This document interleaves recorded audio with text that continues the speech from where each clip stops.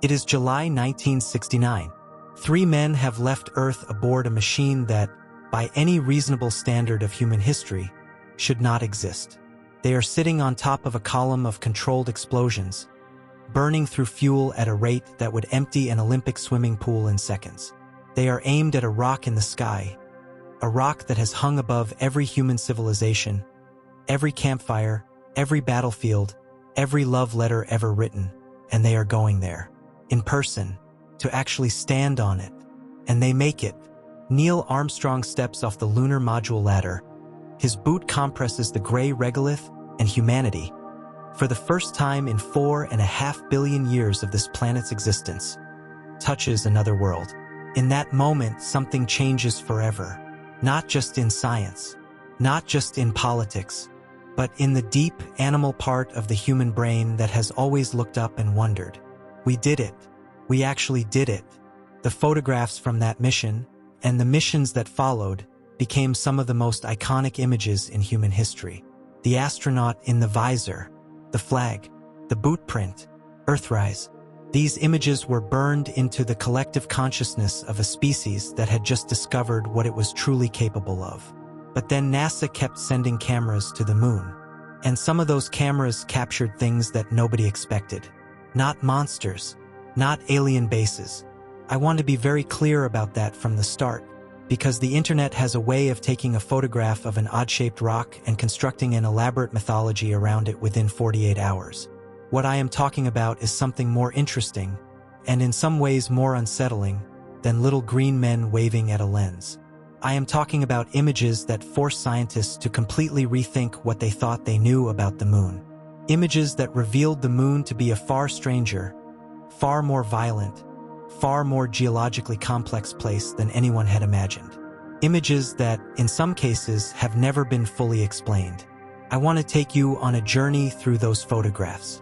I want to walk you through what the cameras saw, what the scientists thought when they first looked at the images, and what we now believe or still do not believe about what those images actually show. Because here is the thing about the moon that most people do not fully appreciate. We have been staring at it our entire lives, and we barely know it. We think we know it because it is there every night, because we can see it with the naked eye, because we put men on it more than 50 years ago. But the moon is not the simple, dead, boring gray ball that it appears to be from your backyard. The moon is an archive. It is a 4.5 billion-year-old record of everything that has ever happened in the inner solar system. Every collision, every volcanic eruption, every bombardment from space, every solar wind that ever blew. It is all there, preserved in the rock, because there is no weather to erode it, no plate tectonics to recycle it, no oceans to wash it away. The moon remembers everything. And sometimes, when our cameras look closely enough, they find things in that memory that stop us cold. Let us start at the very beginning. Not the beginning of the space program, the beginning of the moon itself. 4.5 billion years ago, the solar system was young and violent. The planets were still forming. The inner solar system was a shooting gallery of rocks and planetesimals and protoplanets all competing for the same orbital real estate. Earth had just barely coalesced into something resembling its modern form. And then something hit it. The object that hit the early Earth was roughly the size of Mars. Scientists call it Theia, a name borrowed from Greek mythology, the Titan who was the mother of the moon goddess Selene. Theia was not a small rock. It was a world in its own right, with a core and a mantle and a geological history. And it hit the proto-Earth in a collision so violent that modern supercomputers, running simulations of the impact, produce results that are almost impossible to look at without experiencing a kind of visceral awe. The impact lasted perhaps a few hours. In that time, more energy was released than the sun will produce in its entire remaining lifetime. The surfaces of both objects were completely vaporized. The deep interiors were excavated and flung outward into space. For a brief, extraordinary period, the early Earth was surrounded by a ring of molten rock and metal vapor, like a small version of the rings of Saturn, but hotter and more chaotic. Out of that ring, gravity did what gravity always does, pulled the material together. And roughly 1,000 years after the impact, which is basically instantaneous on geological timescales. The moon was born. This origin story is called the giant impact hypothesis, and it has enormous implications for everything that the moon is and everything that we see when we look at it. Because if the moon was born from a catastrophic collision, then its entire structure, its chemistry, its geology, its surface features reflects that violent birth. The moon is not just a piece of primordial rock that happened to be captured by Earth's gravity. It is a scar, a monument to one of the most violent events in the history of our solar system. And that violence did not end with the formation of the moon. The period from about 4 billion years ago to about 3.8 billion years ago is called the Late Heavy Bombardment, and it was exactly what it sounds like. The inner solar system was undergoing a period of intense asteroid and comet impacts, possibly triggered by the gravitational migration of the gas giants, particularly Jupiter and Saturn. The moon, with no atmosphere to protect it, took the full brunt of this bombardment. The result is visible on the moon's surface today, if you know where to look. The large, dark patches you can see on the moon's face with the naked eye, the features that gave rise to myths about the man in the moon, or the rabbit in the moon in Asian cultures, those are the scars of that ancient bombardment. They are called Maria from the Latin word for seas, because early astronomers thought they might actually be bodies of water. They are not water. They are vast plains of solidified lava that flooded into enormous impact basins billions of years ago. The biggest of these impact basins on the near side of the moon is called the Mare Imbrium. It is roughly 1,200 kilometers across. The asteroid that created it was probably about 100 kilometers in diameter and hit the moon approximately 3.8 billion years ago. The impact was so powerful that it created mountain ranges around the rim of the basin, some of which are still standing today billions of years later. Mountains that were created not by the grinding of tectonic plates, but by the shock wave from a single catastrophic impact. But even knowing all of this, even knowing that the moon was born in violence and sculpted by bombardment, nothing quite prepares you for what the cameras eventually found. The first hint that something was seriously strange about the moon came even before the Apollo missions. Came from the Ranger probes. The Ranger program was NASA's first attempt to get close-up images of the moon's surface. The probes were designed to do something that sounds remarkably inelegant for a space mission. They were designed to crash into the moon while taking pictures all the way down. No landing, no return, just a straight dive into the lunar surface, transmitting photographs until the moment of impact.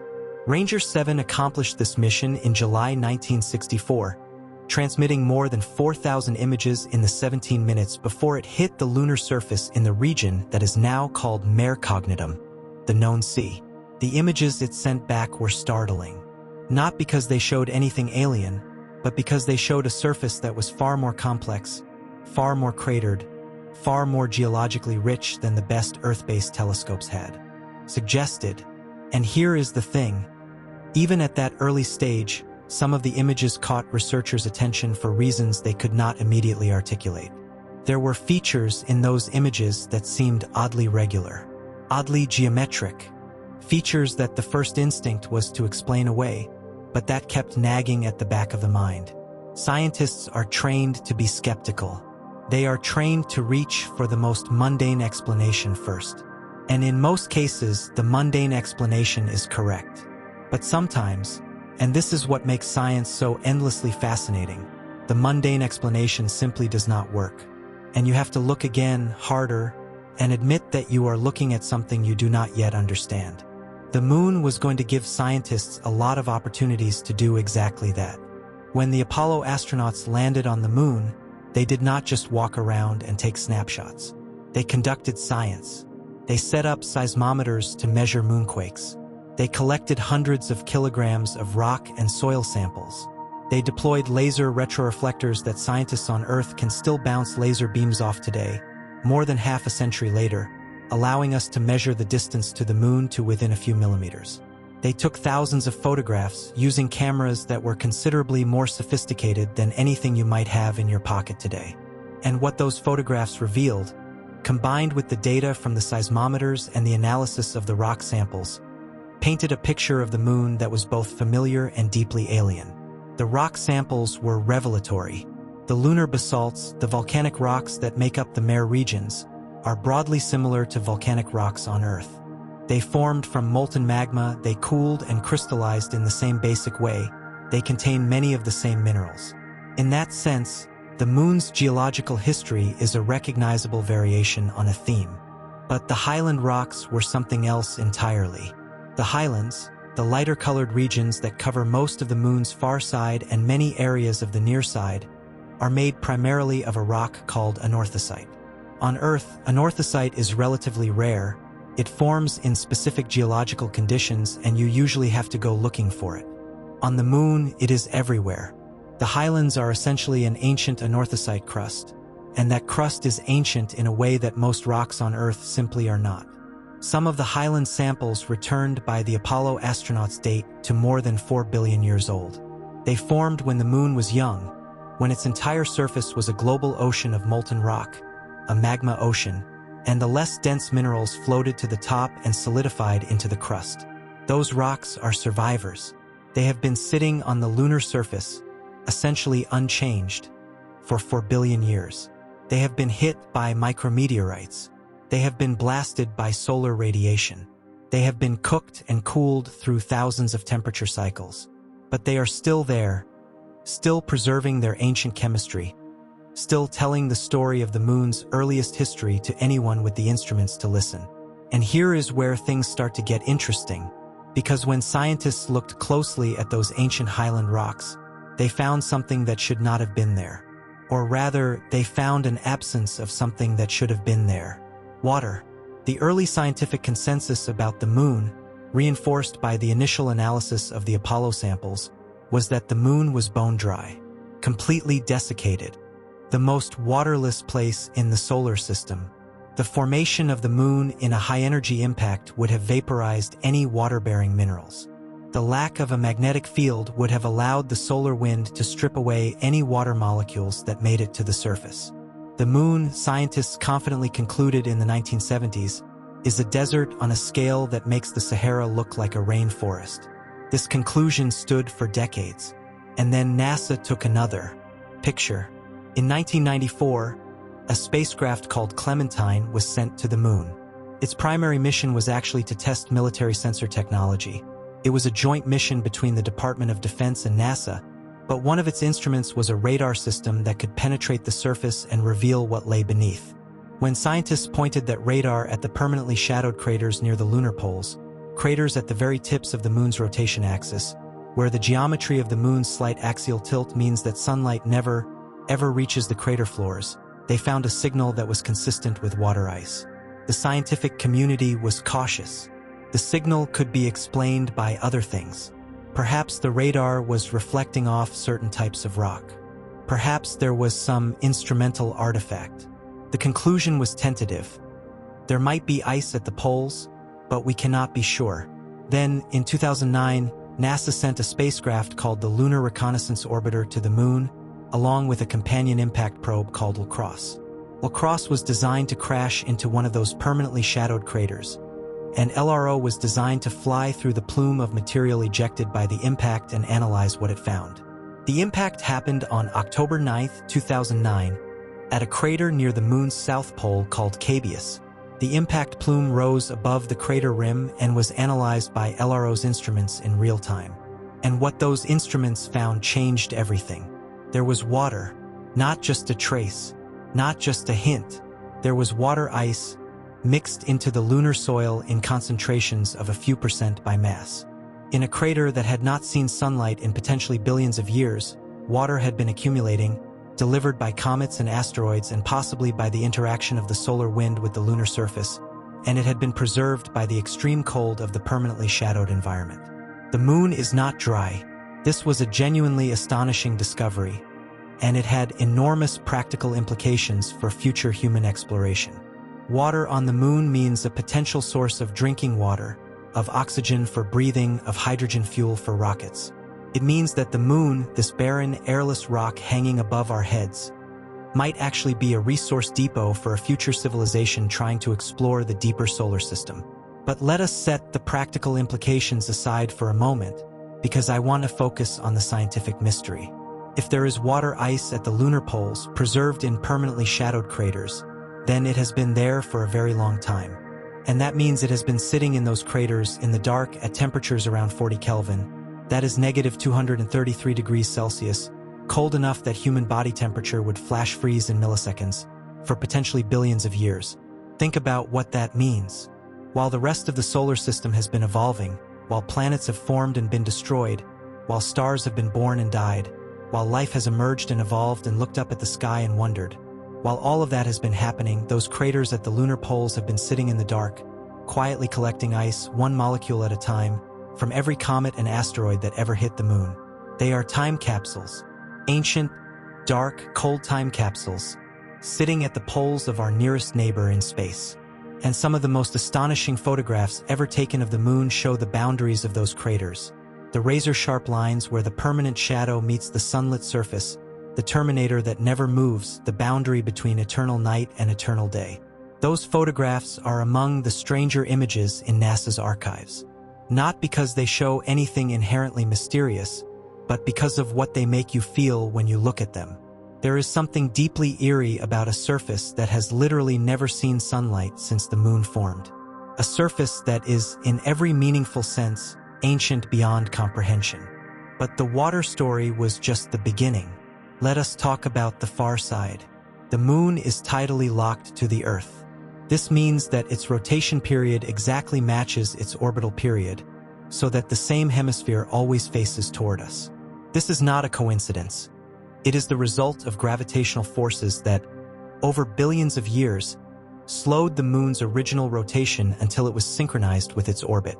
Essentially, Earth's gravity has been gripping the moon so tightly, for so long, that the moon has come to point the same face at us like a sunflower tracking the sun. The result is that one hemisphere of the moon is forever visible from Earth, the familiar near side with its dark Maria and lighter highlands, and one hemisphere is forever hidden. We never see the far side from Earth. Not ever. Not even a glimpse. For all of human history, from the first time our ancestors looked up at the night sky to the dawn of the space age, the far side of the moon was the greatest unexplored territory in the known world. It was so mysterious that it became a cultural metaphor. The dark side of the moon, the phrase, carried connotations of secrecy and mystery that went far beyond astronomy. The first images of the far side came in 1959 from the Soviet spacecraft Luna 3. The images were blurry by modern standards, but they were enough to reveal something extraordinary. The far side looks nothing like the near side. The near side is dominated by the dark Maria, the ancient lava plains that make up roughly 30% of its surface. The far side is almost entirely highlands, ancient, cratered, battered anorthosite with almost no Maria at all. Less than 2% of the far side is covered by volcanic plains. Why? This is one of the outstanding mysteries of lunar science. The near side and the far side of the moon formed from the same material at the same time in the same event. They have been orbiting the same Earth at the same distance for the same 4.5 billion years. There is no reason, on the face of it, why one side should be so dramatically different from the other. Various hypotheses have been proposed. One idea is that the near side's crust is thinner than the far side's, which allowed volcanic magma to break through more easily and flood the large impact basins with lava. But why is the near side's crust thinner? Nobody is completely sure. Some scientists have proposed that in the early days of the solar system, there was a second moon, a smaller companion that eventually collided with the moon in a slow, gentle merger that added material to the far side and made it thicker. Others have proposed that the gravitational influence of the early Earth preferentially concentrated volcanic heat on the near side. None of these explanations is entirely satisfying. And then, in 2019, the Chinese National Space Administration did something that no one had ever done before. They landed a spacecraft on the far side of the moon. The Chang'e mission put a lander and a rover, the U-22 rover, in the von Karman crater, which sits inside the South Pole-Aitken Basin, the largest and oldest impact crater on the moon. The South Pole-Aitken Basin is remarkable. It is about 2,500 kilometers across and 13 kilometers deep. It formed so long ago and was so catastrophic that it may have punched entirely through the moon's crust into the mantle below, excavating material from deep within the moon's interior. The images sent back by Chang'e 4 were extraordinary. The far side looks like a completely different world. The surface is rougher, more heavily cratered, dominated by the ancient highlands. There is none of the smooth, dark volcanic plainness of the near side's Maria. It is, in a word, primordial. But it was what the U-2 rover found beneath the surface that caught everyone's attention. Using a ground-penetrating radar instrument, the rover discovered that the shallow subsurface of the Von Karman crater contains multiple layers of rock and regolith, separated by distinct boundaries. This suggests that the crater floor was not formed by a single event, but was built up over time through a series of volcanic eruptions and impact events, each depositing a new layer of material over the previous one. This kind of layered subsurface structure is exactly what you would expect to find on the Earth or Mars or any geologically active world. But the Moon? The Moon was supposed to be geologically dead. Its interior was supposed to have cooled long ago, its volcanic activity long since extinguished. The presence of multiple distinct geological layers in this ancient crater floor suggests that the Moon's geological history is far more complex and far more recent than anyone suspected. And this brings us to one of the most startling discoveries of recent years. The Moon is still active. Not in the dramatic way that volcanoes on Earth are active, belching fire and ash and flowing lava. The Moon's internal heat engine has indeed largely shut down. But there is evidence, compelling, hard-to-ignore evidence, that the Moon is still experiencing geological activity of a different kind. The Moon is shrinking. As the lunar interior cools and contracts, the Moon's crust is being compressed. This compression creates thrust faults, places where sections of the crust are being pushed up and over each other, like the skin of a dried apple wrinkling as the apple shrinks. These thrust faults are visible in images taken by the Lunar Reconnaissance Orbiter as Lobate Scarps, curved, cliff-like features that run for hundreds of kilometers across the lunar surface. Some of these scarps appear to be geologically young, extremely young, in the geological sense of the word young, meaning thousands of years old rather than billions. The surfaces around the scarps show features that suggest recent movement. Disturbed regolith, sharp, unblurred edges, the kind of freshness that would not survive long on the Moon's surface if it were older. And the seismometers left on the Moon by Apollo astronauts. They recorded moonquakes, not the gentle, distant rumblings caused by tidal forces or meteorite impacts, but shallow moonquakes, originating just a few kilometers below the surface, consistent with the movement of thrust faults. The Moon is, right now, actively reshaping itself. The first time I encountered this fact, that the Moon we see hanging in the sky above us is a geologically active world that is literally shifting and cracking, I had to sit with it for a moment. We think of the Moon as inert, frozen, dead. And in relative terms, compared to Earth, it absolutely is. But absolutely inert, absolutely frozen, absolutely dead? No, not quite. There is still something happening in there. And this brings us to the images. The ones that started all of this. The ones that make people stop scrolling, stare at their screens, and wonder what they are actually seeing. Because NASA has taken hundreds of thousands of photographs of the Moon. The Lunar Reconnaissance Orbiter alone, which has been in orbit around the Moon since 2009, has returned more than 1 million images, the most detailed photographic survey of another world ever conducted. And within that enormous archive, there are images that stand out. Images that do not fit neatly into the standard geological narrative. Images that make scientists scratch their heads, reach for explanations, and sometimes come up short. Let me tell you about some of them. The first category of weird lunar photographs involves what scientists call anomalous bright features. The Moon is, by and large, a dark place. The average lunar surface reflects only about 12% of the sunlight that hits it. For comparison, Earth reflects about 30%, and fresh snow reflects more than 90%. The Moon's gray, dust-covered surface absorbs most of the light that falls on it. But in certain places, the Moon is inexplicably bright. These bright regions are called swirls, and they are among the most bizarre features on the Moon. They look exactly like what the name suggests, swirling, curling patterns of unusually bright material on the surface, sometimes stretching for hundreds of kilometers, with no obvious connection to craters or geological features. From orbit, they look like enormous brushstrokes painted on the lunar surface, or like the patterns left behind when you stir cream into coffee. The Reiner Gamma formation is the most famous and largest of the lunar swirls.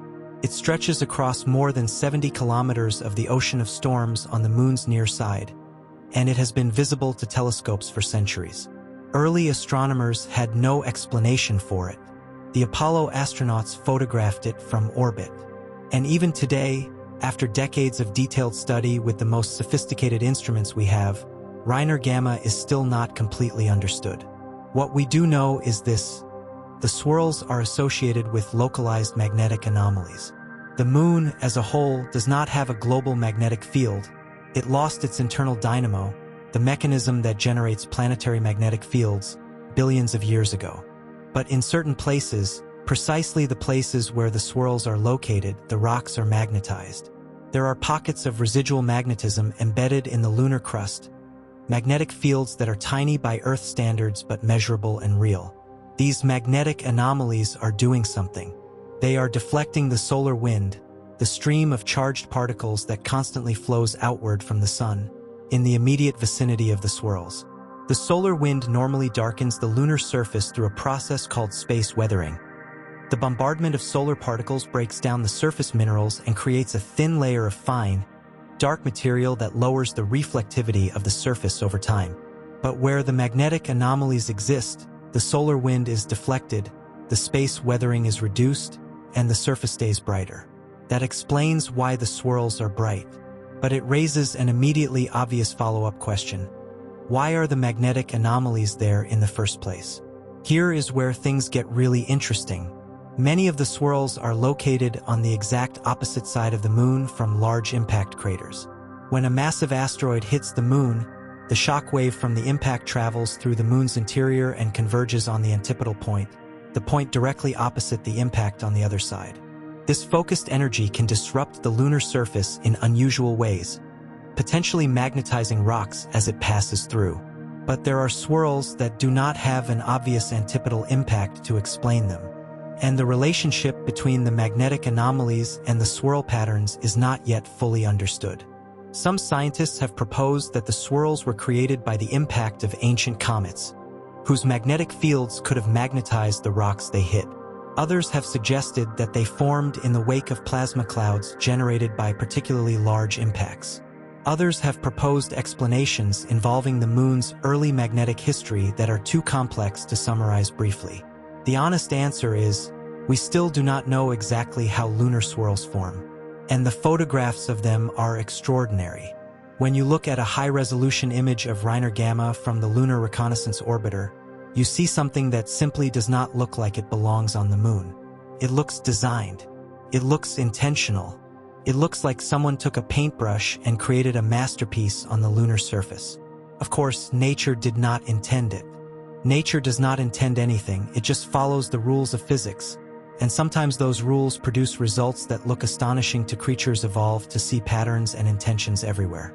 But when I show people that photograph for the first time, the reaction is almost always the same. They stare at it for a moment, tilt their heads slightly, and say, "Wait, what is that?" And honestly, that is the right reaction, because we are still figuring it out. The second category of weird. Lunar photographs involves the pits. In 2009, the same year that LaCrosse confirmed water ice in the permanently shadowed craters, the Lunar Reconnaissance Orbiter discovered something else entirely unexpected. Found holes. Not metaphorical holes. Not impact craters. Vertical shafts dropping straight down into the lunar surface, with roughly circular openings and walls that were clearly not formed by impacts. The first one discovered was in the Mare Tranquillitatis, the Sea of Tranquility, the same mare where Apollo 11 landed. It was roughly 150 meters across and at least 100 meters deep, with overhanging walls that suggested it was not just a simple bowl-shaped depression but a genuine pit with a roof. A skylight into the Moon's interior. This was, to put it mildly, not expected. The Moon does not have caves in the way that Earth does. It does not have water-dissolving limestone to form karst systems. It does not have tectonic forces creating rifts and fissures in the same way. But it does have lava tubes. Lava tubes are geological features formed when flowing lava develops a hardened crust on the outside while the interior continues to flow, eventually draining out and leaving behind a hollow tunnel. On Earth, lava tubes are relatively small, typically a few tens of meters in diameter. On the Moon, where gravity is 1/6 of Earth's and where ancient lava flows were far larger and more viscous, lava tubes could be enormous, potentially kilometers across, potentially hundreds of kilometers long. And the pits are where lava tube ceilings have collapsed. The implications of this are difficult to overstate. If the Moon has intact lava tubes, large, stable voids beneath the surface, then those voids could serve as natural shelters for human explorers and eventual settlers.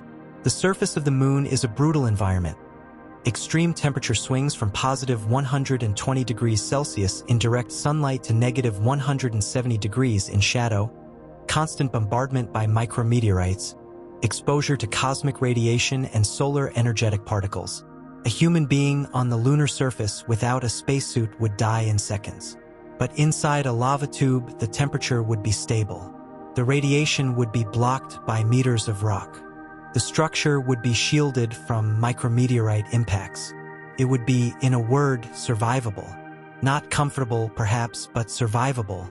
Since the discovery of that first pit in the Sea of Tranquility, scientists have found dozens more. They are scattered across the lunar surface, mostly in the volcanic mare regions, occasionally in the highlands. Each one is a mystery and a possibility. A mystery because we cannot see into them from orbit. We can only peer at the illuminated portions of their walls and guess at what lies beneath. A possibility because each one might be the entrance to a vast underground network of passages that could one day shelter the first permanent lunar colony. The photographs of these pits are genuinely strange. Looking at them, you see a perfectly flat, dust-covered lunar surface, broken by a circular hole that simply drops away into blackness. The inside is in shadow, deep shadow, the kind of shadow that the LRO's cameras can barely penetrate even at their highest resolution. You can see the upper walls pocked with small craters, and then the image simply goes dark. What is down there is unknown. That is not a metaphor. That is literally true. Nobody knows what is at the bottom of those pits. There might be nothing. The lava tube might have partially collapsed, leaving a small cave that terminates a few tens of meters below the opening.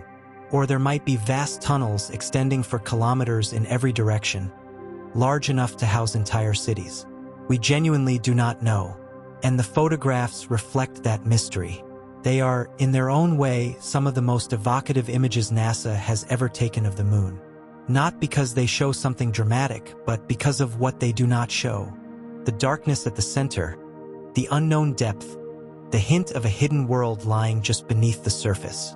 The third category of weird lunar photographs involves the boulders. This might sound less dramatic than pits and swirls, but bear with me, because the boulders on the Moon are doing something that should not be possible.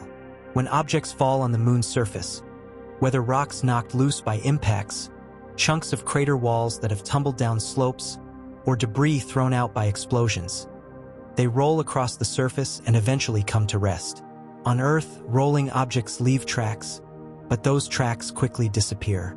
Rain washes them away. Wind covers them with dust. Plants grow over them. On the Moon, there is no rain, no wind, no plants. Anything that makes a track on the lunar surface will have that track preserved, essentially forever, unless another impact disturbs it. So when the Lunar Reconnaissance Orbiter photographed the Moon at high resolution, it found boulders everywhere. And many of those boulders had left tracks behind them, clear, visible tracks in the lunar regolith, showing exactly where the boulder had rolled and where it had come from. This is scientifically useful because the tracks tell you about the geological history of the surface, when the boulders rolled, how far they traveled, how the slopes they rolled down have changed over time. Geologists love this kind of thing. But then they notice something strange about some of those tracks. Some of the tracks do not start at a cliff or a crater rim. They appear to start in the middle of flat, open terrain, as if the boulder had simply appeared from nowhere and then rolled a short distance before stopping. There is no obvious source for the boulder. There is no crater nearby that could have thrown it. There is no slope above it that it could have rolled down. Where did those boulders come from? The most mundane explanation is seismic activity. As we established, the Moon is still geologically active. Moonquakes, particularly the shallow thrust fault quakes, could potentially shake loose boulders that were sitting on the surface, perhaps perched on a ridge or a crater rim, and send them rolling across the terrain. When you see a boulder track that seems to start in the middle of nowhere, you might simply be seeing a boulder that was kicked loose by a moonquake and rolled far enough away from its source that the source is no longer in the frame of the photograph. This is probably the correct explanation in most cases. But it is worth noting that in some instances, the tracks are oriented in directions that are inconsistent with any nearby seismic source. And in a few cases, scientists have looked at the same region of the lunar surface photographed months or years apart and found new tracks that were not there before, boulders that have moved between observations. The Moon is a dynamic place. Dynamically in the geological sense, not in the everyday sense, the surfaces that change between observations are not visibly different to the naked eye. But on a millimeter scale, on a precision measurement scale, the Moon is moving. Boulders are shifting. Regolith is being disturbed. And occasionally, something unexpected happens. One of the most startling examples involves a set of photographs taken near the crater Giordano Bruno, a relatively young impact crater on the far side of the Moon. Giordano Bruno is notable partly because of its youth. It formed perhaps a few million years ago, which makes it an infant on geological timescales, and partly because of a medieval account that may describe the actual impact event.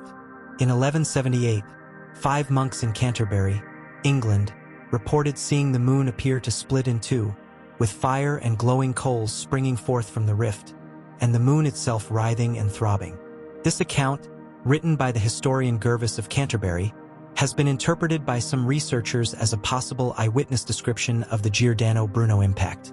The monks may have been watching a high-speed asteroid hit the far side of the Moon just as the crater was in a position to be visible from Earth, and the explosion of material thrown upward above the lunar limb may have been visible to the naked eye. If this interpretation is correct, and it is controversial since the timing is difficult to verify with certainty, then Giordano Bruno is one of the youngest craters on the Moon, less than 1,000 years old. The photographs of Giordano Bruno taken by the Lunar Reconnaissance Orbiter are remarkable. The crater is pristine. Its walls are sharp and unblurred. The ejecta thrown out by the impact are still clearly visible, bright rays of material extending across hundreds of kilometers of the far side surface. There is almost no subsequent cratering within the ejecta field, which is consistent with a very young age. But it is the details of those ejecta rays that catch the eye. The material thrown out by the impact is not distributed uniformly. There are patterns in it, concentrations and voids, regions of higher and lower brightness, that reflect the complex dynamics of the impact explosion. In some places, the ejecta material has piled up into ridges and hummocks. In others, there are strange curved features that look almost like flow patterns, as if the ejecta material, despite being solid rock, behaved more like a liquid during the impact event. And in some corners of those photographs, there are things that look, and this is purely a description of appearance, not a claim about origin, like structures, regular arrangements of boulders, straight lines in the ejecta field, geometric patterns in the way the material was distributed. These are not structures. They are the product of impact dynamics, the physics of how material moves when an asteroid hits a planetary surface at many kilometers per second. The patterns are regular because physics is regular. The same forces acting on the same materials under the same conditions will always produce the same results. There is nothing mysterious about the existence of geometric patterns in impact ejecta. But, and this is a significant but, the pattern recognition hardware in the human brain is extremely powerful and extremely prone to false positives. Humans evolved in a world where pattern recognition was essential for survival. The ability to see a predator's stripe pattern in the undergrowth, to recognize a face in a crowd, to identify a path through dense forest. This ability is so deeply wired into our neurology that we see patterns even when they are not there.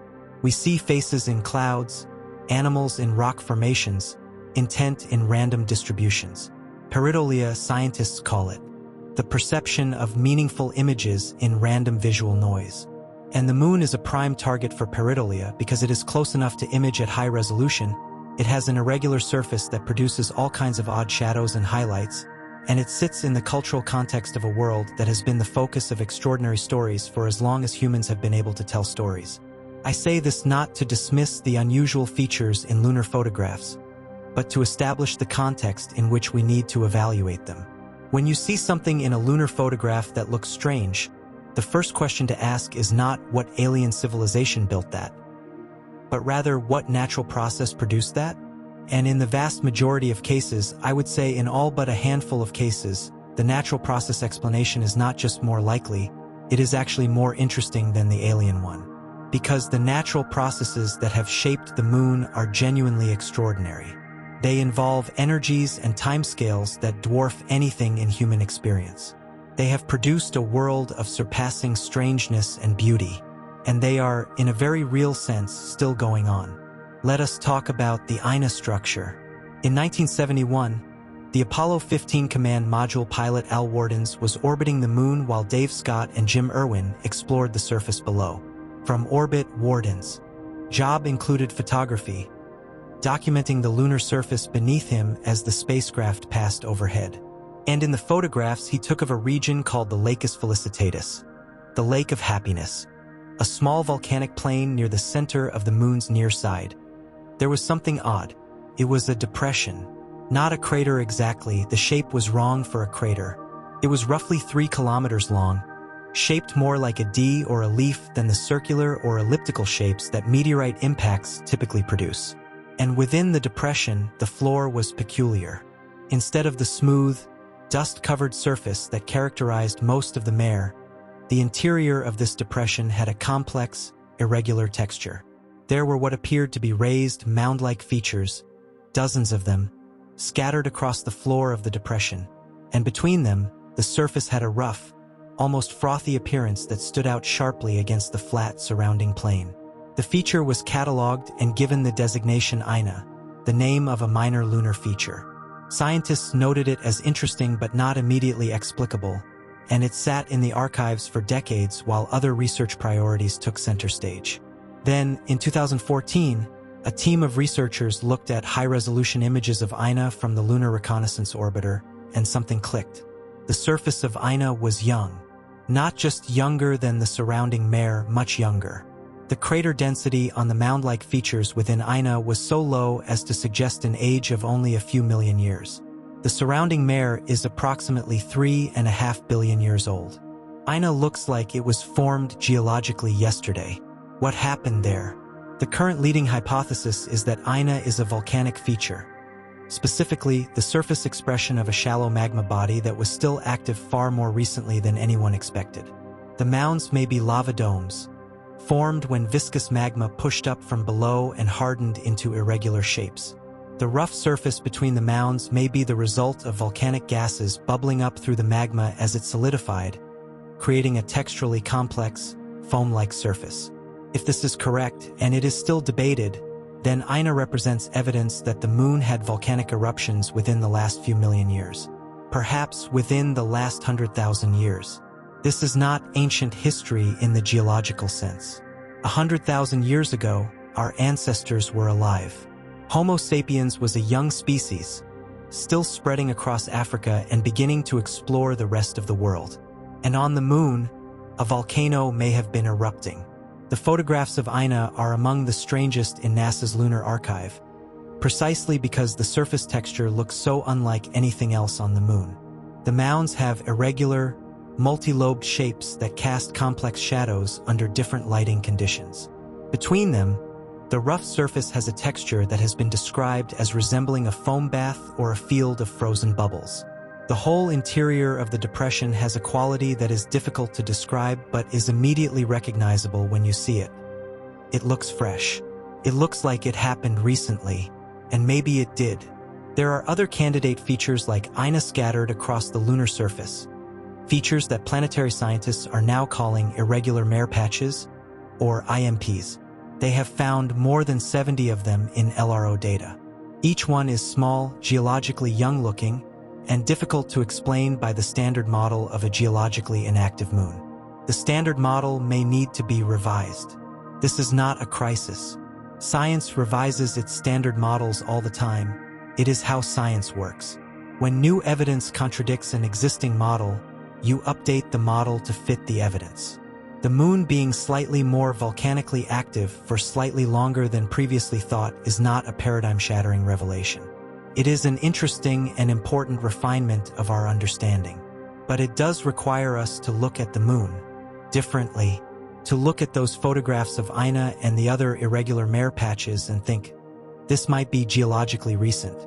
This might be evidence of a moon that we have fundamentally underestimated. And then there are the images that nobody has fully explained. I want to spend some time on these because I think they deserve more attention than they typically receive in mainstream science communication. Not because I think they are evidence of alien activity, I want to be absolutely clear on that point, but because unexplained phenomena in science are intrinsically interesting. They are where the next discoveries are hiding. One of the most frequently discussed anomalies in lunar photography is a feature known informally as the shard. It appears in images taken during the Apollo missions, showing what appears to be an elongated, spire-like formation rising from the lunar surface to an extraordinary height. The original image, taken from orbit, shows what appears to be a tower or column of material extending roughly 1.5 kilometers above the surrounding terrain.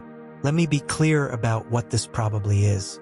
Tall, spire-like features can form on planetary surfaces through a variety of natural processes. On Earth, volcanic necks, the hardened lava plugs left behind when a volcano's conduit solidifies, can form spectacular tower-like landforms. Differential erosion, where harder rock resists weathering while softer rock is worn away, produces pinnacles and spires. Impact events can excavate or create unusual topographic features. And importantly, the interplay of light and shadow on a rough surface can make relatively modest features look much more dramatic in photographs. A low hill can cast a long shadow that looks, at certain sun angles, like an enormous spike. The shard is almost certainly a natural feature. The most likely explanation is a combination of geological structure and photographic lighting effects. But the image is genuinely striking, and the fact that it has been discussed and debated for decades reflects the real uncertainty that existed when it was first photographed, when scientists did not yet have the high-resolution mapping data that LRO would eventually provide. More interesting, from a scientific standpoint, are the anomalies that involve movement. We have already discussed the boulders that appear to move between observations. But there are other features on the moon that appear to change over time in ways that are not immediately explicable. In the late 1990s and early 2000s, scientists using the Clementine and Lunar Prospector datasets began to notice something strange about certain regions near the lunar poles. The amount of hydrogen detected by the neutron spectrometer instruments, hydrogen being a proxy for water ice, was not constant. It varied, and the variation had a pattern that seemed to correlate with something other than the simple accumulation or loss of ice. Various explanations were proposed. The instruments might have calibration issues. The variation might be real but reflect natural processes like ice migration driven by subtle temperature changes. But for a time, there was genuine puzzlement about what was causing the observed variations. Subsequent missions, including LRO, have provided a much more complete picture of the polar ice deposits, and the instrumentation issues in the earlier data have been better characterized. The mystery has largely been resolved in favor of mundane explanations. But for a period of years, the data from those early instruments was pointing at something that nobody fully understood. This is, again, normal science. Data is messy. Instruments are imperfect. Preliminary observations often suggest mysteries that turn out to have mundane explanations. But the process of investigating those mysteries, of building better instruments and designing better observations to resolve the ambiguities, is how science advances. The weird data point that you cannot explain today might be the instrument artifact that you properly characterize tomorrow, or it might be the discovery that reshapes your entire field. You cannot know in advance which one it is going to be. You have to investigate, and this ultimately is what makes the weird photographs of the moon so important. Not because they are necessarily evidence of anything extraordinary. Not because they overturn our understanding of how the universe works. but because they are the places where our knowledge runs out and the unknown begins, and the unknown is always where the most interesting science is waiting. Let me tell you about the Aristarchus Plateau. Aristarchus is a crater on the Moon's near side, one of the brightest features visible through a backyard telescope.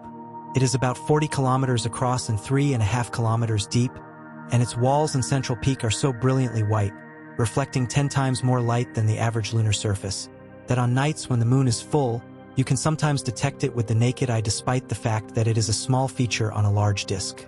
Aristarchus is young as lunar craters go, about 450 million years old. Young enough that its walls are still sharp and steep, not yet significantly eroded by the billions of micrometeorite impacts that gradually degrade craters over geological time. And it sits within a feature called the Aristarchus Plateau, an elevated rectangular region of the Moon's surface, about 200 kilometers by 170 kilometers, that has had a disproportionately large share of the unusual reports and observations associated with the lunar surface. For several centuries, astronomers have reported seeing unusual, transient phenomena near Aristarchus. Glows, hazes, color changes, bright flashes, and darkening events have all been reported, many of them by credible observers using quality instruments. These reports are collectively known as transient lunar phenomena, or TLP.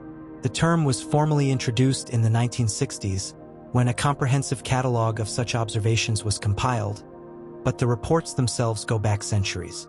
What causes transient lunar phenomena? The honest answer is that we are not entirely sure, but we have some good hypotheses.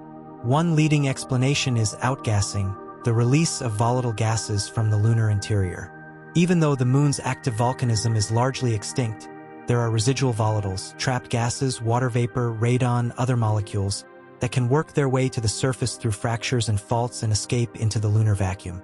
When this happens, the escaping gas can interact with the lunar dust, lifting fine particles into brief, temporary clouds that might scatter sunlight in unusual ways, producing the kind of bright or colored glows that observers have reported. This hypothesis is supported by the fact that many TLP reports are concentrated in places like Aristarchus that are known to have geological significance, areas where there are active faults, where the crust is thin, or where subsurface volatiles are known to exist.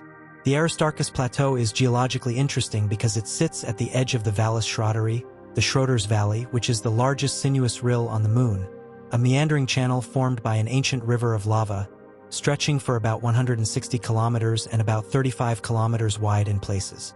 The presence of this ancient volcanic feature suggests that the area has a complex subsurface structure that might include pathways for volatile release. The Apollo 15 command module photographed what appeared to be a radon cloud above the Aristarchus region. The lunar prospector detected concentrations of radon and polonium in the area, consistent with recent or ongoing outgassing. The evidence, taken as a whole, suggests that Aristarchus is not just a bright crater but an active geological hotspot, a place where the Moon's residual internal heat and volatile inventory is still very occasionally making itself known. But not all TLP reports can be fully explained by outgassing alone.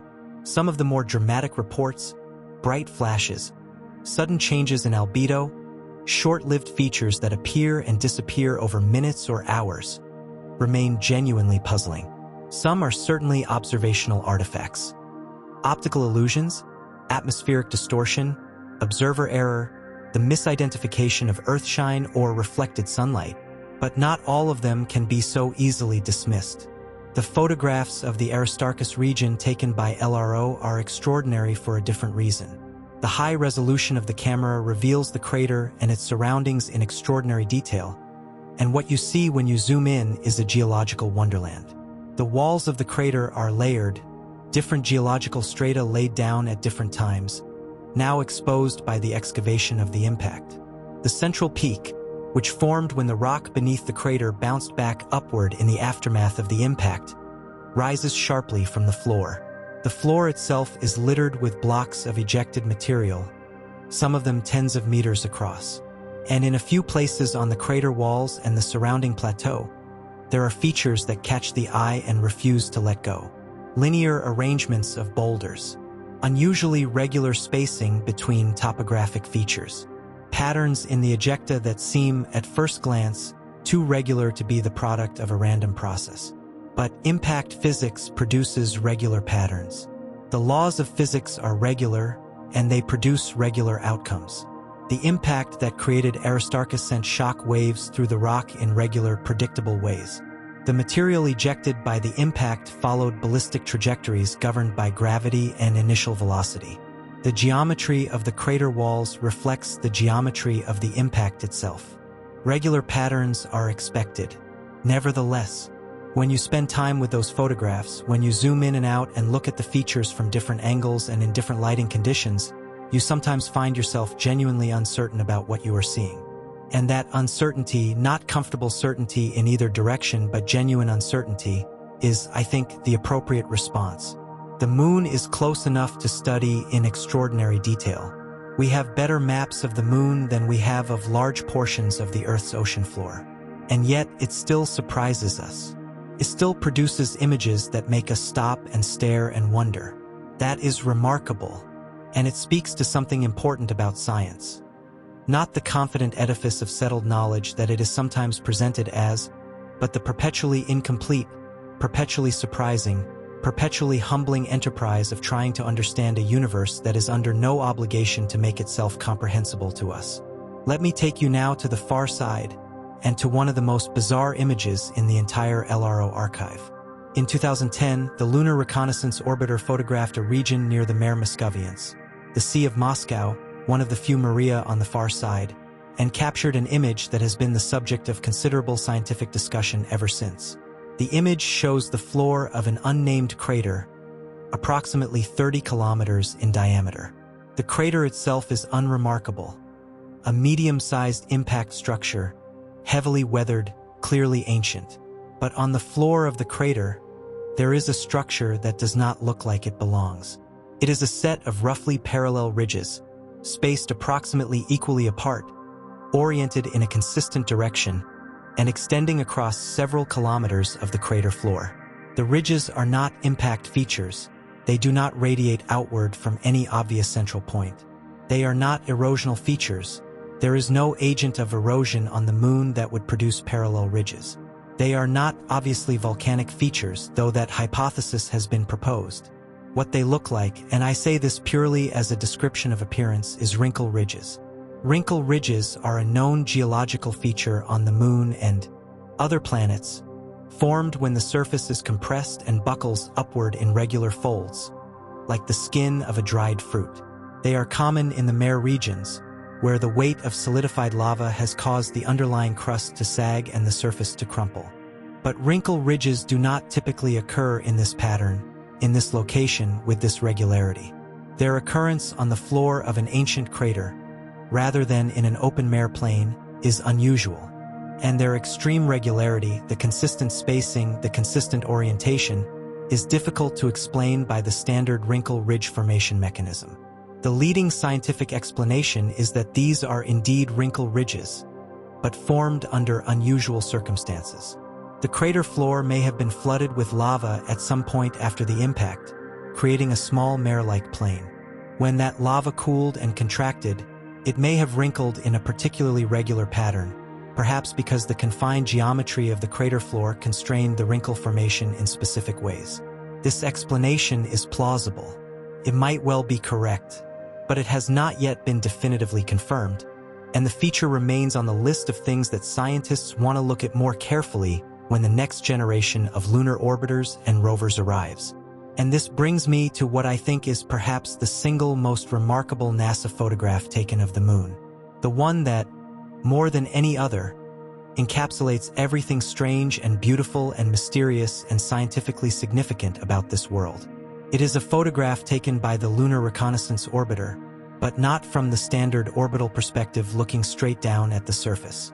This image was taken at an extreme oblique angle, looking almost horizontally along the surface, catching the moon's terrain in dramatic side lighting. The image is of a section of the lunar limb, the curved edge of the moon, rising against the black sky. And in the foreground, illuminated by low-angle sunlight, is a landscape of extraordinary complexity. There are ancient, deeply eroded craters, their original sharp edges long since smoothed by billions of micrometeorite impacts. There are fresh craters, their walls still steep and bright. There are boulder fields, ejected from some ancient impact and lying exactly where they landed billions of years ago. There are sinuous rills, ancient lava channels now dry and still. There are scarps and ridges and valleys. And in the far distance, just visible at the edge of the image, there is a ray of ejecta from a young impact crater, a bright stripe of freshly excavated material, crossing the ancient terrain like a scar across old skin. The whole image spans a range of geological time from 4 billion years to perhaps 1 million years, all visible in a single frame. The ancient and the recent, the preserved and the shattered, the dead and the dynamically active, all together, compressed into one photograph. I have spent a lot of time looking at that photograph, and every time I look at it, I see something new. A new crater I had not noticed before, a new boulder field, a new way that the shadows fall across a particular hill. And every time I have the same thought. We have barely started. We have sent humans to the moon 6 times. We have landed more than 30 robotic spacecraft on its surface. We have orbited it for years with cameras that can resolve objects less than a meter across. And we are still discovering new things, still finding features we did not expect. Still revising our understanding of how this world formed and evolved and continues very slowly to change. The moon is not a solved problem. It is an archive that we have barely opened, a library that we have walked through once, quickly, without stopping to read most of the books. The weird photographs are the books that caught our eye on that first pass through, the ones with the unusual covers, the ones that seemed to be written in a language we did not quite recognize. And we picked them up, leafed through a few pages, and put them back on the shelf because we had other things to do. It is time to go back and read them properly. The next era of lunar exploration is going to be transformative. The Artemis program is planning to return humans to the moon, this time with the intention of staying, building a sustainable presence, not just making brief visits. The Chinese National Space Administration is planning its own crewed lunar missions. Private companies are developing landers and surface systems. There are plans for robotic rovers to explore the permanently shadowed craters at the poles, drilling into the ancient ice deposits to understand their chemistry and history. And all of this exploration is going to generate more photographs. Better photographs. Photographs taken by instruments that we cannot yet design, of places that are currently inaccessible, revealing features that we cannot currently imagine.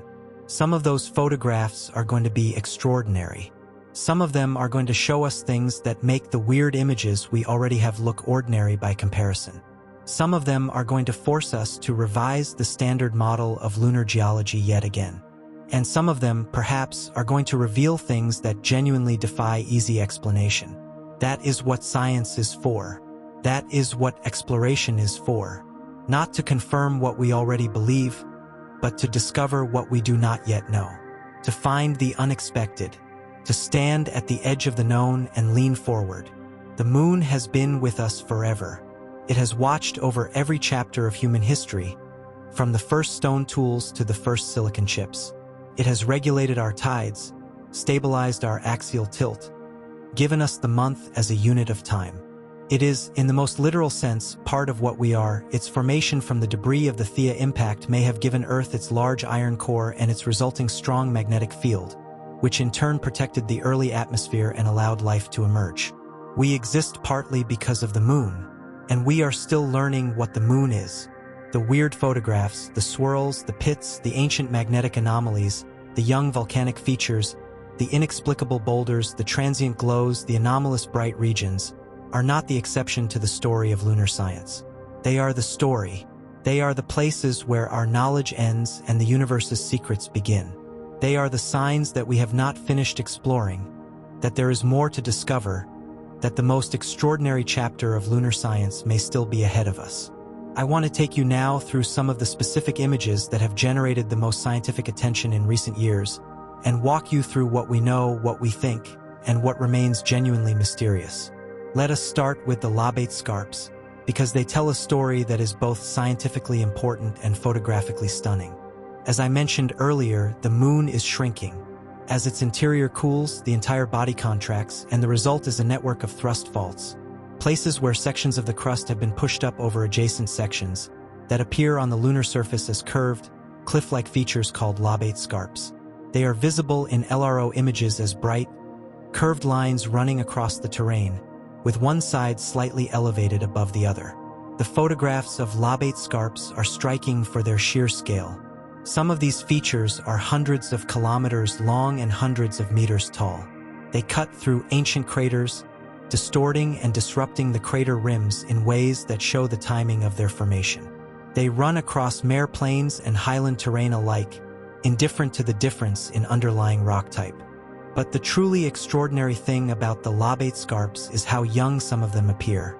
In high-resolution LRO images, the slopes of young Lobate scarps are littered with loose, angular boulders, material that has been freshly broken from the scarp face and tumbled to the base.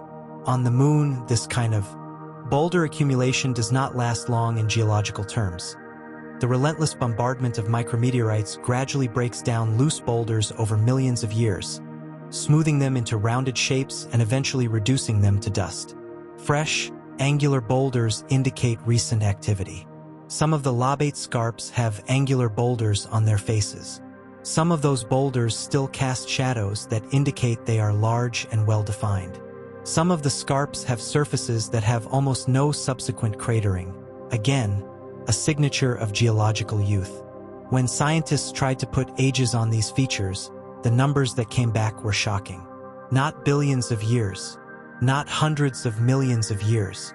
Some of these scarps appear to have formed, or at least to have been most recently active within the last 100 million years. A few candidates look even younger than that, possibly within the last 10 million years. 10 million years ago, on Earth, our ancestor species had not yet split from the lineage that would become chimpanzees. The Himalayas were already tall. The Mediterranean Sea had recently dried up and refilled in a geological catastrophe called the Messinian salinity crisis. The world was recognizably modern. And on the Moon, just above our heads, a cliff was forming.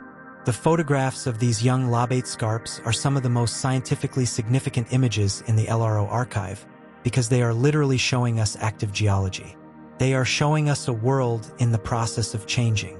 Not spectacularly, there are no flowing lavas or explosive eruptions, but changing quietly, in the dark, driven by the slow cooling of a world that formed in fire and is still, very gradually, releasing that original heat. There is something profound about that image. A moon formed 4.5 billion years ago in the most violent event in Earth's history, cooling for all of cosmic time, and still not completely done. The geological story of the Moon does not end with its birth. It does not end with the late heavy bombardment. It does not end with the last great volcanic eruptions of the Mare regions. It is still being written, and we are still reading it. Now I want to talk about the permanently shadowed regions and the extraordinary photographs taken of them, because there is something about those images that I think encapsulates the strangeness of the Moon better than almost anything else. The permanently shadowed regions, the PSRs in scientific shorthand, are the craters and depressions near the lunar poles where sunlight never reaches. I have already mentioned them in the context of the water ice discovery, but I want to return to them because the photographs of them are unlike anything else in the lunar archive. For most of the Moon, photography from orbit is straightforward. The sun illuminates the surface, the camera captures the reflected light, and you get a detailed image of the terrain. The challenges are mostly technical, getting the exposure right, minimizing smearing caused by the spacecraft's motion, achieving the best possible resolution. But in the permanently shadowed regions, there is no sunlight to illuminate the surface. Ever, by definition. So how do you photograph them? The answer involves some remarkable creative problem-solving by the LRO mission team. They used a technique called terrain-derived illumination. Instead of using direct sunlight, they used secondary illumination, sunlight that has bounced off the walls of the crater rim or other nearby terrain, then scattered toward the crater floor. This indirect lighting is extremely faint, a tiny fraction of direct sunlight, but the LRO's camera was sensitive enough to use it. The resulting images are like nothing else in the space photography archive. The crater floors are bathed in extremely dim, indirect light, coming from unexpected directions, producing shadows and highlights that make familiar geological features look alien and strange. Boulders that would be obvious in normal lunar illumination become ghostly shapes barely distinguishable from the surrounding surface. Craters within craters, secondary impacts that have occurred within the shadowed region, are visible only as subtle variations in brightness. And in some of these images, there are bright patches, regions of the crater floor that reflect the dim secondary illumination more strongly than their surroundings. These bright patches correspond to locations where the water ice is exposed at or near the surface, and they glow faintly in the eternal darkness like something out of a science fiction film. The photographs of the permanently shadowed regions are genuinely otherworldly. Looking at them, you feel the cold. You feel the antiquity. You are looking at surfaces that have not seen sunlight since before multicellular life existed on Earth. Surfaces that predate the formation of the Grand Canyon by more than 1 billion years. Surfaces that were there before there were dinosaurs, before there were fish, before there were cells with nuclei.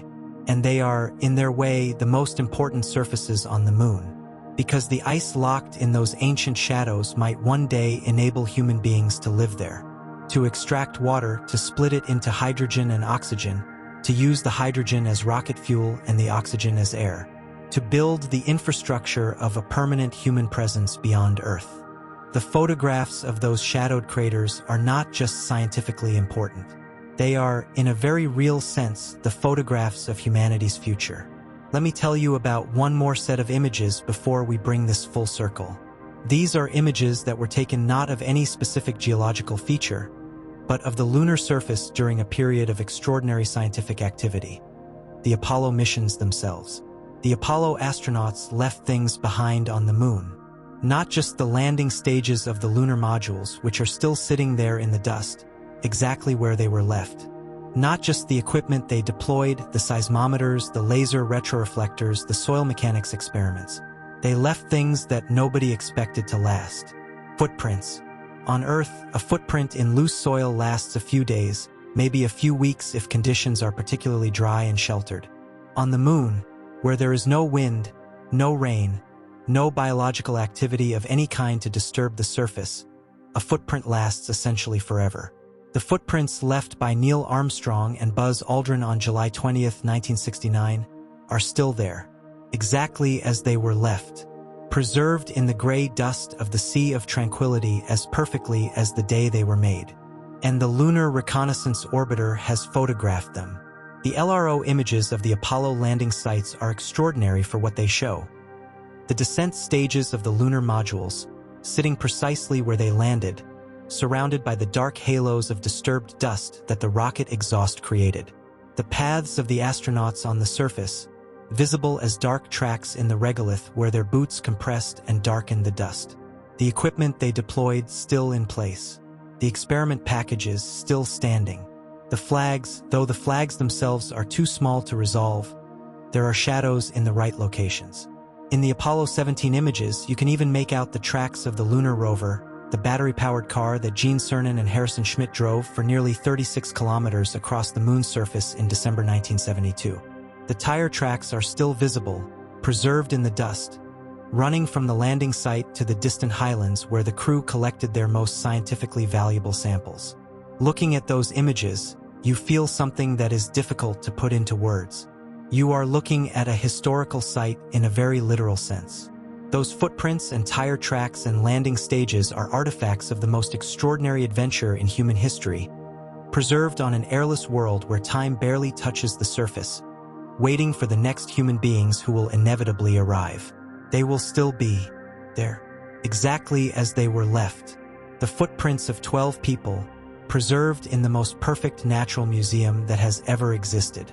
When I think about the weird photographs of the Moon, the swirls, the pits, the anomalous features, the shadowed craters full of ancient ice, and I try to find a unifying thread, I keep coming back to the same idea. The Moon is a record. Everything that has ever happened to it is preserved there. Every impact, every volcanic eruption, every moonquake, every shower of solar particles, every comet that came too close. It is all in the rock, in the regolith, in the magnetic signatures, in the chemical composition of the ice at the poles. The moon is a 4.5 billion-year diary, written in the language of geology, waiting for someone who can read it. And we are only just learning the language. The weird photographs are the passages in that diary that we cannot yet translate.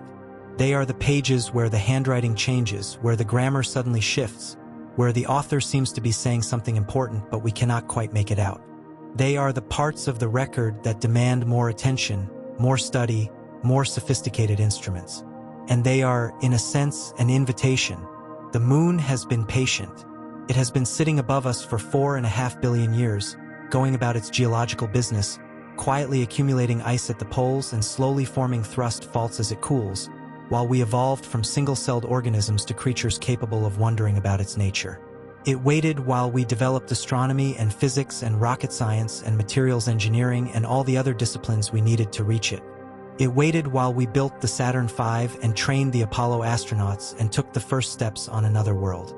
And now it is waiting again, waiting for us to come back with better instruments, with more time, with the intention not of visiting but of staying. Waiting for us to really study it, really understand it, really unlock the secrets that are written in its ancient rocks and its shadowed craters and its bizarre magnetic swirls. I believe that the next era of lunar exploration is going to reveal things that we cannot currently imagine. Not because I have any privileged knowledge of what those discoveries will be. I do not. But because that is what has always happened in the history of exploration. Every time we have looked at a new place with fresh eyes and better instruments, we have found things that surprised us. Every single time, without exception. The moon is no different.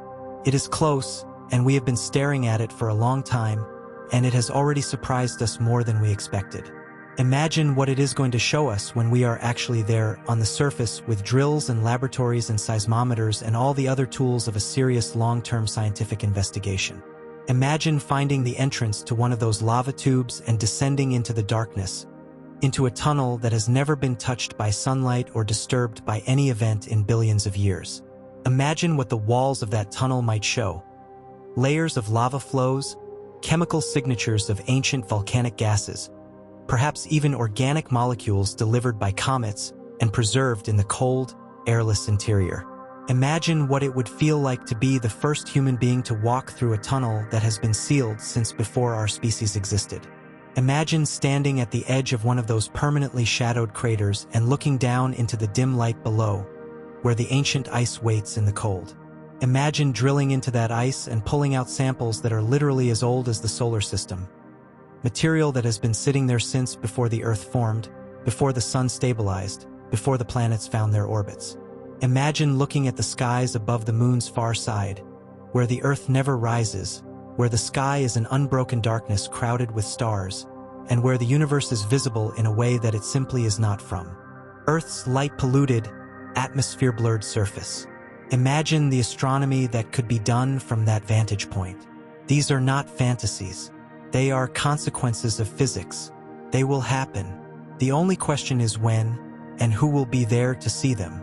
But even before any of that happens, even right now, with the data and the images we already have, the moon is extraordinary. The weird photographs are extraordinary. They are windows into a world that has been our constant companion since before we existed. A world that shaped the conditions for life on Earth. A world that has absorbed the history of the inner solar system in its ancient, patient rocks. And we are only just starting to read what they say.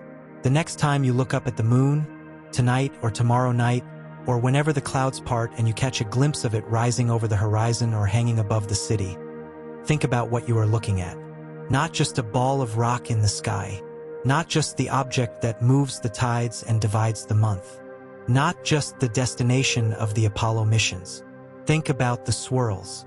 The strange, beautiful, magnetic patterns on the ocean of storms, painted in reflected sunlight, their origins still not fully understood.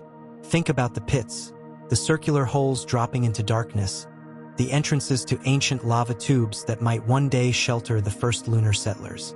Think about the permanently shadowed craters, the cold, dark places where time has barely moved, where ice delivered by comets billions of years ago is still waiting in the dark. Think about the Lobate Scarps, those quiet geological scars that tell you the moon is still changing, still moving, still releasing the last of its ancient heat. Think about Ina, the strange depression with its foamy floor and its suspiciously young surface, possibly evidence that the moon had volcanic eruptions while human beings were already walking the Earth. Think about the rocks on the lunar surface, lying exactly where they landed billions of years ago, keeping their ancient secrets in their crystalline structures. Think about the boot prints, preserved in the gray dust as perfectly as if they were made this morning, the monument to the most extraordinary journey our species has ever made. Think about all of that, and then think about this: we have barely started. The moon is not a destination. It is a beginning. The beginning of a journey that will take us first to orbit, then to the lunar surface, then to the asteroids and Mars and beyond, reaching outward through the solar system and eventually toward the stars. Every step we take on the moon teaches us something about how to take the next step. Every sample we analyze, every cave we explore, every mystery we solve, all of it brings us closer to the deeper understanding that will one day allow us to be not just a species that lives on one planet, but a species that inhabits the cosmos. The moon is close. It is just a stone's throw away in cosmic terms. And it is strange and beautiful and full of mysteries that are still waiting to be solved. The weird photographs are an invitation to go back and solve them. I think we should accept. Now, let us go deeper into the specifics. Let us go photograph by photograph, anomaly by anomaly, and really dig into what science has found and what it has not yet been able to explain. Because we have only scratched the surface so far, and the most extraordinary images are still ahead of us. There is a crater on the moon called Daedalus. It sits almost exactly in the center of the lunar far side, the point that is most directly opposite the Earth, the place that is never, under any circumstances, visible from our planet. Daedalus is about 90 kilometers across, deeply excavated, with a central peak that rises several kilometers from the crater floor. It is a dramatic feature in its own right, an ancient impact scar that has been sitting on the far side for billions of years. But it is not primarily the crater itself that makes Daedalus scientifically interesting. It is its location. Sitting at the center of the far side, Daedalus enjoys an extraordinary property. It is the most electromagnetically quiet location in the inner solar system that is accessible to human beings. The Earth is an enormous radio emitter. We have been broadcasting radio waves for more than 100 years, and they are spreading outward through space at the speed of light.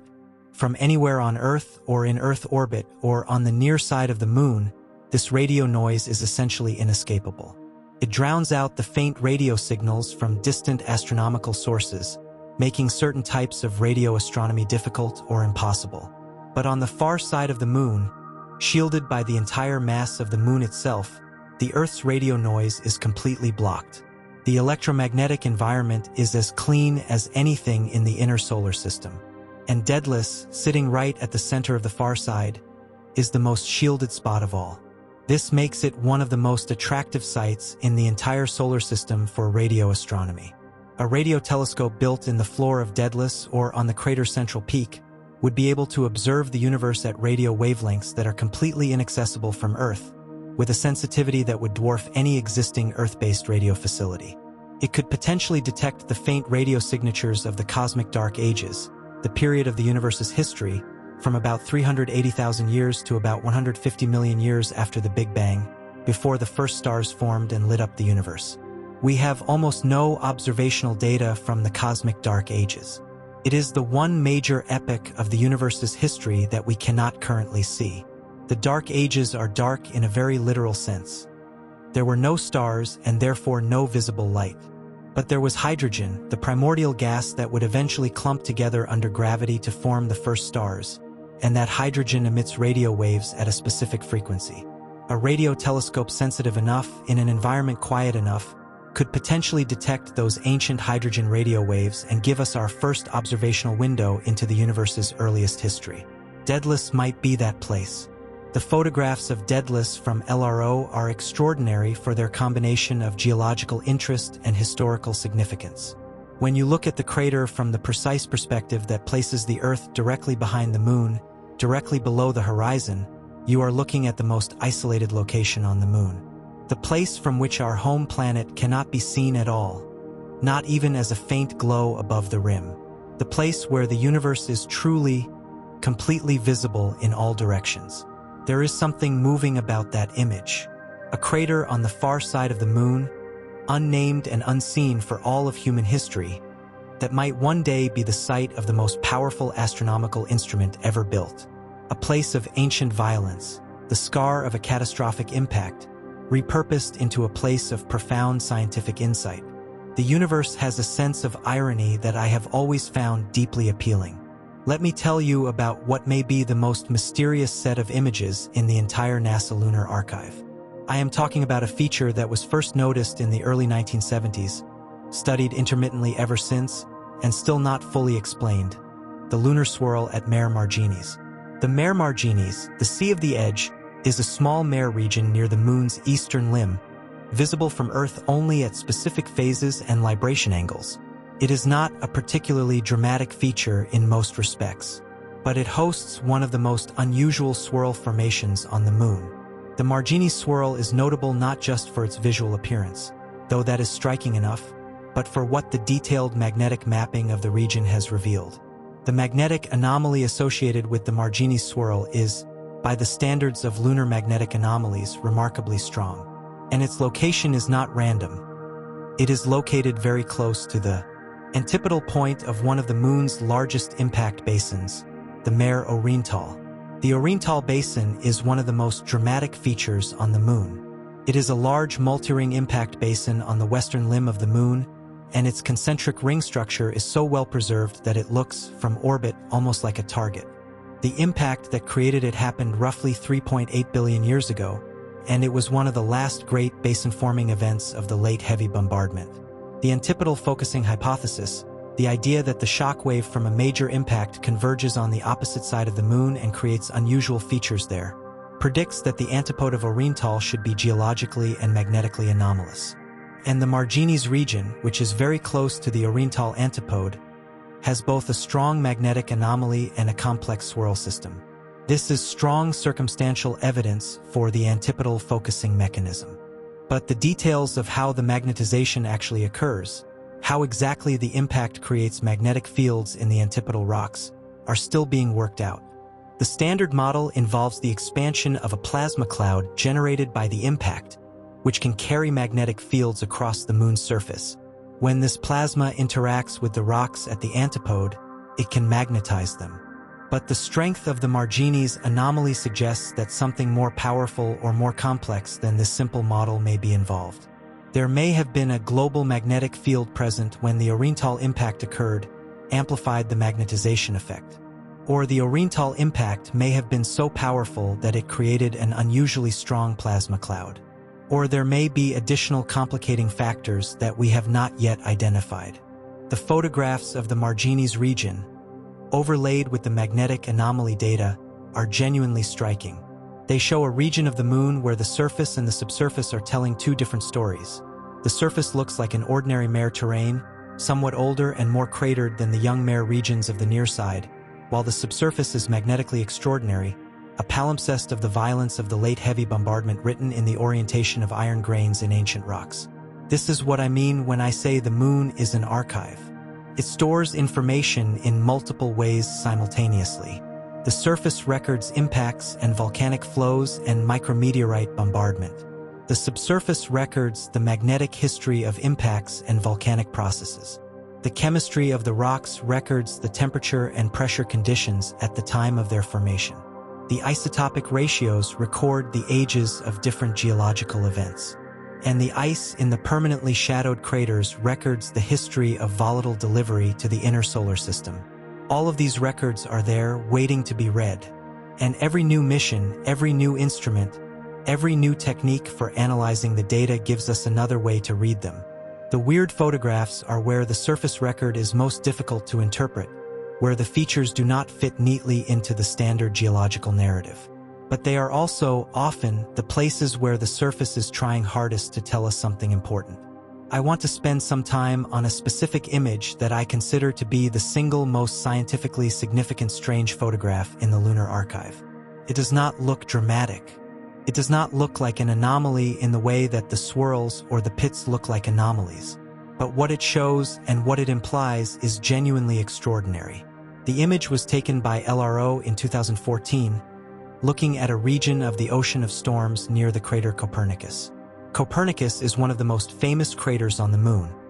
A large, young, well-preserved impact structure with a spectacular central peak and prominent bright rays extending for hundreds of kilometers in all directions. It is visible to the naked eye as one of the brightest features on the Moon's face. But the image I am talking about is not of Copernicus itself. It is of the terrain to the north of Copernicus, where several of the crater's bright rays cross the older Mare surface. In this image, you can see the contrast between the ancient, dark Mare surface and the bright, freshly excavated material of the Copernicus rays. You can see individual boulders thrown out by the impact, lying on the surface where they landed. You can see the gradation from the densely bright central ray to the less dense outer edges. And in between, in a region where the ray material thins out and the ancient Mare surface becomes visible again, you can see something that should not be there. A set of very shallow, very subtle surface deformations that have the characteristic appearance of recently disturbed regolith. Not impact craters, the shapes are wrong. Not boulder tracks, there are no boulders in the right positions. Not volcanic features, the terrain is clearly Mare basalt, ancient and cold. The deformations look, to within the limits of the imaging resolution, like they might be the surface expression of a gas release event. The kind of feature that outgassing from the subsurface might create, as escaping gas disrupts the surface layer and leaves behind subtle, low-relief structures. This is exactly the kind of feature you would look for if you were trying to document transient lunar phenomena, if you were trying to catch the Moon in the act of releasing volatiles. And if that is what these features are, they represent something remarkable, direct photographic evidence of lunar outgassing, captured by an orbiting spacecraft. The problem is that the resolution of the LRO images, though extraordinary, is not quite high enough to be definitive. The features might be outgassing signatures. They might be subtle secondary impact features too small to be easily recognizable. They might be artifacts of the imaging geometry, slight brightness variations caused by the illumination angle that happen to look like surface deformations. This is frustrating, as science often is. You can see something. You have a reasonable hypothesis for what it is. But the data is not quite good enough to be certain. You need more observations at different times at different illumination angles with higher resolution instruments, possibly combined with other types of measurements, radar, infrared spectroscopy, to really nail it down. This is where the next generation of lunar instruments comes in. There are instruments under development right now, for missions that are planned for later in this decade, that will provide the kind of multimode, high-resolution data needed to definitively characterize features like this. The Lunar Vertex mission, for example, is specifically designed to visit the Reiner Gamma swirl and take surface measurements that will finally answer the questions about how swirls form and why the magnetic anomalies are there.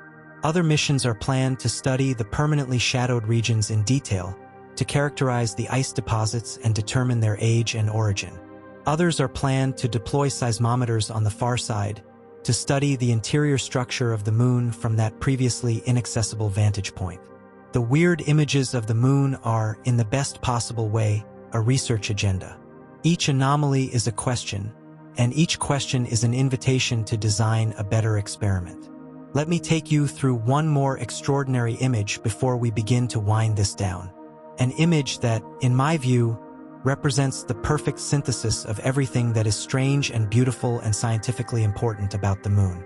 It is a photograph taken by the Lunar Reconnaissance Orbiter of the area around the crater Tycho, located in the Moon's southern highlands. Tycho is one of the most striking craters on the Moon, young, dramatic, with a prominent central peak and bright rays extending for hundreds of kilometers in every direction.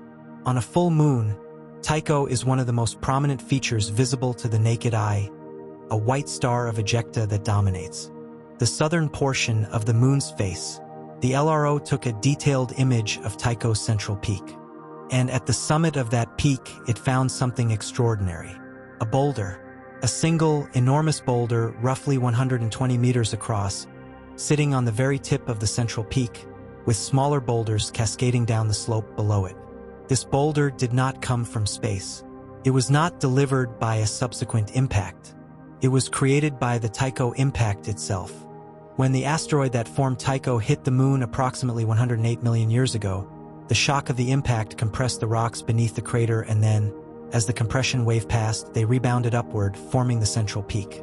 The boulder at the summit was part of that rebound, a chunk of deep crustal rock, excavated from kilometers below the surface by the impact, carried upward on the rising peak, and deposited at the very top as the peak reached its maximum height and the upward motion stopped. The boulder is, in a very literal sense, a piece of the moon's deep interior. Material that has never been exposed to the surface before, never been hit by solar radiation or micrometeorites, never been touched by any external agent. A sample of the moon's hidden interior, delivered to the surface by the violence of an impact 108 million years ago. And it is sitting there, waiting, exactly as it was deposited 108 million years later, in exactly the place where the impact left it. If a future lunar mission were to visit Tycho and collect samples from that boulder, the scientific value would be incalculable. It would give us a direct sample of the moon's lower crust or mantle, material that we have never analyzed in the lab, from depths that we cannot access by any other means. It could tell us about the moon's internal composition, its thermal history, the conditions under which it formed. The photograph of that boulder on the central peak of Tycho is, to me, one of the most beautiful images ever taken of the moon. Not because it is dramatic in isolation, it is just a rock on a slope, but because of what it represents. The moon reaching across 100 million years and the distance of space to offer us a gift. A piece of itself that it has been holding in trust, preserved by the vacuum and the cold, waiting for us to come and claim it. We have not yet been to Tycho. No human being has stood at the summit of that central peak and held that boulder in their hands. But someone will. Someday someone will. And when they do, they will be holding a piece of a world's ancient heart in their hands. They will be touching the deep moon. They will be the first human beings to make contact with material that has been hidden inside another world since before our species existed. I can imagine few things more extraordinary than that. The weird photographs of the moon are extraordinary for many reasons. They show us things that do not fit our expectations. They challenge our models. They force us to ask better questions. They remind us, repeatedly and insistently, that the universe is stranger and more complex than we tend to assume. But at their deepest level, they do something more fundamental than any of that. They remind us that the universe is not finished with us yet, that there are still discoveries to be made, still places to go, still things to understand.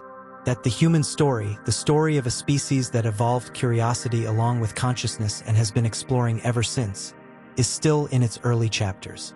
We went to the moon. We planted flags and collected rocks and took photographs and left equipment on the surface that we can still ping with lasers from Earth more than 50 years later. We did that. It was real. It was extraordinary. And it was just the beginning. The weird photographs are the universe's way of letting us know that there is more. Much more. That we have barely scratched the surface, literally in many cases. That the most important discoveries are still ahead of us. And that is the most exciting thing I know. Let me tell you a few more things about the moon that will recalibrate your sense of what is normal and what is strange. The moon is moving away from us. Right now, at this moment, the moon is drifting away from Earth at a rate of approximately 3.8 centimeters per year. This is the direct consequence of the same gravitational interaction that tidally locked the moon to Earth in the first place. As the moon raises tidal bulges on Earth, those bulges lag slightly behind the moon because of Earth's rotation, and the gravitational interaction between the moon and that lagging bulge transfers angular momentum from Earth's rotation to the moon's orbit. Earth slows down very slightly, and the moon moves outward very slightly.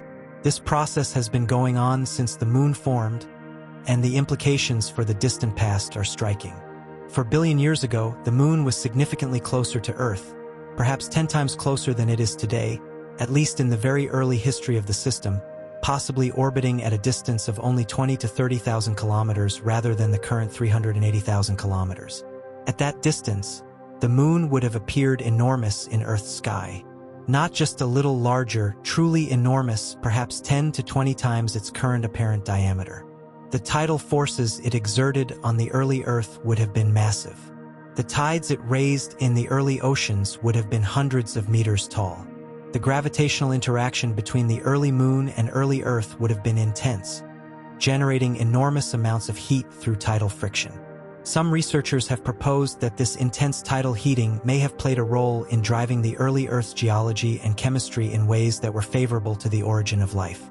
The constant mixing of the early oceans by extreme tides, combined with the heat generated by tidal friction in the ocean floor, might have created the dynamic chemical environment in which life's precursor molecules could form and concentrate. If this is correct, then the Moon did not just create the conditions for life by stabilizing Earth's axial tilt and driving the long-term carbon cycle. It may have actively contributed to life's origin through the sheer violence of its early gravitational influence. The Moon as midwife to life. It is an extraordinary thought. And now, billions of years later, the Moon is receding. In about 600 million years, the Moon will have moved far enough away that total solar eclipses will no longer be possible from Earth. The Moon's apparent diameter will be smaller than the Sun's, and it will no longer be able to completely block the solar disk. The corona of the Sun, which is currently only visible during total solar eclipses, will become permanently inaccessible to Earth-based observers. We are living, right now, in a brief cosmic window a few 100 million years long, during which the Moon and the Sun appear almost exactly the same size in our sky, making total solar eclipses possible. This is a coincidence of the kind that has no particular physical meaning but that has enormous cultural and scientific significance. The fact that totality is possible has allowed astronomers throughout history to study the solar corona, which in turn has given us crucial insights into the Sun's structure and behavior. We are lucky to be here now. The photographs of total solar eclipses, taken from the lunar surface or from orbit around the Moon, showing Earth being covered in the Moon's shadow, are among the most striking images in the entire archive of space photography. From the perspective of the Moon, during an eclipse, you would see Earth's bright blue face suddenly developing a dark circular shadow that sweeps across its surface, while the bright ring of Earth's atmosphere glows around the edges. It is a reminder that every world in our solar system is in motion, that the dance of gravity is constant and precise, that the universe operates according to rules that can be predicted to extraordinary accuracy. And it is a reminder that we are here in a specific moment in cosmic history. Not at the beginning, not at the end, but in the middle of an ongoing process. The Moon is still moving. The Earth is still spinning, though more slowly than it once did. The solar system is still evolving. And we, somehow, have the remarkable fortune to be alive right now, able to observe all of this and understand what we are seeing. That is the privilege of science. And the weird photographs of the Moon are part of that privilege. I want to close with the image that started all of this. Not a specific photograph, but a category of photograph that has been taken over and over again by astronauts and robots alike, and that never loses its power. The image of Earth from the Moon. The first time a human being looked back at Earth from the lunar surface. The first time any creature from this planet looked back at its home from another world. Everything changed. Not the scientific understanding, though that was transformed too. Not the political situation, though that was affected as well. But something deeper, some fundamental orientation. Earth, seen from the Moon, is blue. Strikingly, astonishingly, deeply blue, with white swirls of cloud and the occasional brown and green of land masses and the vast, dark expanse of ocean. It is, as the astronauts consistently reported, breathtakingly beautiful. It is also, seen from the Moon, very small. Not tiny. It is roughly 4 times the apparent size of the full Moon seen from Earth, and it hangs brightly in the lunar sky, never rising or setting for an observer on the near side. But small in the context of the surrounding void. Small in the context of the vast dark sky surrounding it.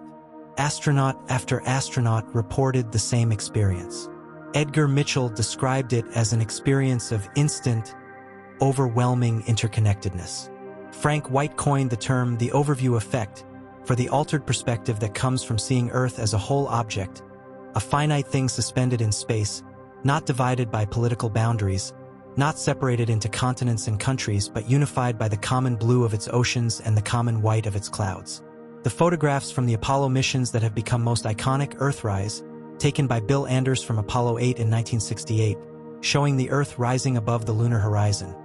The Blue Marble, taken by the Apollo 17 crew in 1972, showing the Earth in its entirety against the blackness of space. These are not just scientific documents. They are cultural artifacts. They changed the way our species sees itself. They helped catalyze the modern environmental movement. They gave us, for the first time, a visual symbol of our common home.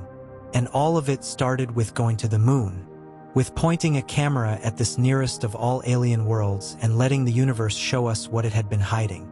The weird photographs are part of that tradition. They are part of the ongoing project of looking at the moon, really looking and seeing it clearly. And sometimes, when you really look at something, you find that it is stranger and more wonderful than you expected. The moon is stranger and more wonderful than we expected. The ice at the poles, the lava tube pits, the magnetic swirls, the creeping scarps, the young volcanic features, the deep craters hiding billion-year-old secrets, the boot prints of 12 human beings, preserved forever in the gray dust. All of it is the moon. All of it is this world that has been above us every night of our existence. All of it is waiting for us to come back and understand it properly. I believe we will. I believe we are in the early stages of a second era of lunar exploration that will dwarf the Apollo missions in scope, in duration, and in the scientific discoveries it produces. I believe that within the lifetimes of people alive today, human beings will be living on the moon, working there, building there, exploring the lava, tubes and drilling into the ice and building radio telescopes in the craters of the far side. And when they do, the weird photographs will be the maps they navigate by. The anomalies will be the destinations. The mysteries will be the questions that drive the science. Everything we have seen so far is the preview, the invitation, the universe giving us a glimpse of what is waiting just over the horizon. The moon is close, and it is extraordinary. Go look at it tonight. Really look. That is how it ends. Not with a bang, with an invitation. With the oldest, simplest, most powerful thing that science has to offer. Go look. Because there is always something to see. There is always something you did not notice before. The universe is not going to run out of strangeness anytime soon. And the moon, our moon, the ancient, patient, extraordinary moon, has barely begun to show us what it knows. 4.5 billion years of history, encoded in rock and ice and magnetism and shadow. And we are just learning to read it. The weirdest NASA picture on the moon? There is not one. There are thousands. There will be thousands more. Every image is a page of an archive that has been waiting with infinite patience for us to become smart enough to understand it. We are getting smarter. Every mission, every discovery, every anomaly that forces us to revise our models and think harder, we are getting smarter. And the moon is waiting. End of script. Word count target, 30,000 words. There is a concept in astronomy called the cosmic perspective. Carl Sagan wrote about it. Neil deGrasse Tyson has built a career illuminating it. It is the idea that looking at the universe through the lens of science changes you, not just intellectually, but emotionally. Puts your problems in context. It makes you simultaneously feel small because you are, in the grand scheme of things, impossibly small, and feel large because you are the universe becoming aware of itself, and nothing like that has happened anywhere else that we know of. The moon gives you the cosmic perspective in miniature. It is close enough to visit, but far enough to look back from. It is old enough to remember the solar system's formation, but young enough, geologically speaking, to still be evolving. It is familiar enough to feel like home, and strange enough to remind you that you have not been paying close enough attention. I want to take you back into the specific images one more time, because there are things we have not yet discussed that deserve careful attention. Let us talk about what happened when NASA first discovered that the moon's interior is not uniform. The Apollo seismometers, 4 of them, deployed at the Apollo 12, 14, 15, and 16 landing sites, gave us our first seismic picture of the moon's interior. They operated for years, transmitting data back to Earth, and what they revealed was fundamentally different from what anyone had anticipated. The moon's interior turned out to be structured. Like Earth, the moon has distinct layers: a crust, a mantle, and a core. The crust is on average about 50 kilometers thick on the near side and about 70 kilometers thick on the far side. This crustal thickness asymmetry is directly related to the asymmetry between the volcanic near side and the non-volcanic far side. The mantle is mostly solid silicate rock. And the core, something that many scientists expected would be absent or negligible in a body the moon's size, turns out to be real. The moon has an iron core. It is small, about 300 to 400 kilometers in radius, compared to Earth's 3,500-kilometer core. But it is there, and it has structure. A solid inner core surrounded by a liquid or partially molten outer core. The detection of this core structure from seismic data was a significant achievement, and it has important implications for understanding the moon's history, including why the moon has those localized magnetic anomalies despite having lost its global magnetic field. But there is something about the Apollo seismic data that took years to understand, and that still has not been fully resolved. The way that seismic waves propagate through the moon is different from the way they propagate through Earth in some interesting respects. On Earth, seismic waves decay relatively quickly after an earthquake. The energy is absorbed by the wet, yielding rocks of Earth's interior. On the moon, seismic waves ring for hours. The moon rings like a bell. When a meteorite hits the moon, the seismic signal it generates, the moonquake, can persist for up to an hour, reverberating back and forth through the interior. This extraordinary resonance suggests that the lunar interior is extremely dry and rigid, with very little internal damping. The rocks are cold, solid, and fractured in ways that trap seismic energy and let it bounce around for a very long time. This has an interesting practical implication. The moon's seismic environment is actually quite noisy, filled with the persistent reverberations of past impacts. Future seismometers on the moon will need to deal with this background noise, which can potentially obscure the signals from the natural moonquakes that scientists most want to detect. But there is a more interesting scientific implication.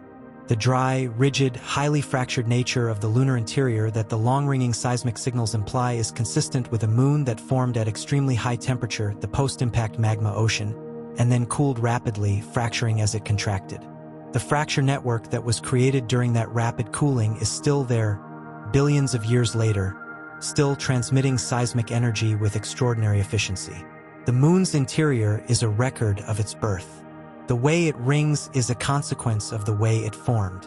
And the images we have of the moon's surface, all of the images, the weird ones and the ordinary ones, are ultimately surface manifestations of that deep interior structure. When we see a Lobate scarp on the surface, we are seeing the surface expression of compressional forces generated in the cooling interior. When we see volcanic features like Ina, we are seeing the surface expression of subsurface heat and volatile pressure. When we see the crustal thickness asymmetry, the volcanic near side, the ancient far side, we are seeing the surface expression of deep interior processes that go back to the moon's earliest history. The surface is the story, the interior is the plot, and the weird photographs are the most interesting sentences in that story. I want to spend some time on a category of lunar features that does not get nearly enough attention: the ghost craters. On the moon's mare regions, if you look very carefully at the right lighting conditions, specifically when the sun is near the horizon and casting long shadows, you can sometimes see the outlines of craters that are barely visible. These are not fresh craters. They are ancient impact structures that were almost completely buried by subsequent lava flows, leaving only the faintest trace of their rims above the flat mare surface. They are called ghost craters or phantom craters, and they are visually striking under the right illumination. Under direct overhead sunlight, they are nearly invisible. Their low profiles do not cast enough shadow to stand out from the flat surrounding surface. But under very low-angle illumination, their shallow rims cast shadows that reveal their circular outlines, ghostly signatures of impacts that happened before the volcanic floods that cover them. The photographs of ghost craters under low-angle sunlight are among the most beautiful and evocative in the lunar archive. There is something genuinely haunting about them. The barely visible circles in the smooth, dark plains, the hints of ancient violence almost completely hidden beneath the surface. They are like scars under deep scar tissue, traces of wounds that were almost healed. Scientifically, ghost craters are enormously valuable because they record the timing of the volcanic flooding. If a crater was buried by a lava flow, the lava flow happened after the crater formed. By counting the number of craters that are visible on the surface of a lava plain and comparing that count to the number of ghost craters partially buried beneath it, scientists can estimate the rate of crater formation at the time the lava was flowing and therefore better constrain the ages of the lava flows themselves. Ghost craters are one of the main tools used to construct the geological timeline of the Moon's volcanic history. And the photographs that reveal them, the images taken at precisely the right sun angle to make them visible, are critical data in that timeline. But there is another reason I find ghost craters fascinating, beyond their scientific utility. They are a reminder that the Moon's surface is not just what it appears to be. There is depth there. There is history beneath the history. The smooth, flat surface of a mare plain looks simple, just solidified lava, featureless and ancient. But beneath it, there are buried mountains and craters and valleys. There is a landscape that no one will ever see, not unless future lunar explorers drill deep enough. The weird photographs of the Moon are often interesting precisely because they reveal depth where the surface suggests simplicity. They catch the Moon in the act of being more complex than it looks.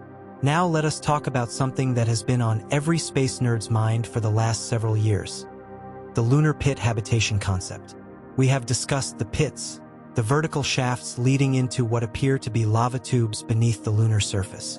Since their discovery in 2009, planetary scientists have been studying them intensively, trying to understand their distribution, their geometry, and their geological context. And as the data has accumulated, a picture has emerged that is more exciting than anyone initially anticipated. The pits are not isolated features. They appear to be entrances to a network of tunnels that extends beneath the mare regions of the Moon in ways that we are only beginning to map. Ground-penetrating radar data from the Japanese Kagaya mission and the Chinese Chang'e missions has revealed subsurface voids in several locations, consistent with the existence of intact lava tube sections that have not yet collapsed. In 2017, a joint study using data from the Selene/Kagaya spacecraft identified what appeared to be a lava tube more than 50 kilometers long and possibly more than 1 kilometer wide, running beneath the Marius Hills region of the Moon's near side. The Marius Hills region is one of the most volcanically complex areas on the Moon. It has more than 200 volcanic domes, cones, and other features than anywhere else on the lunar surface.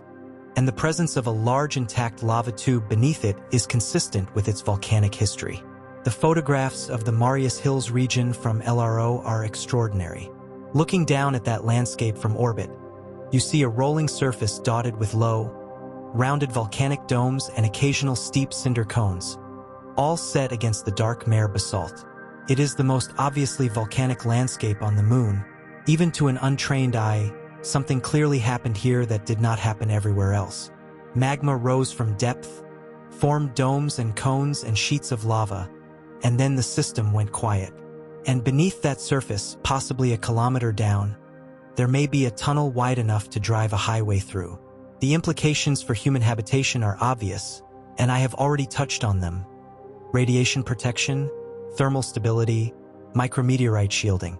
But the implications for science are equally exciting.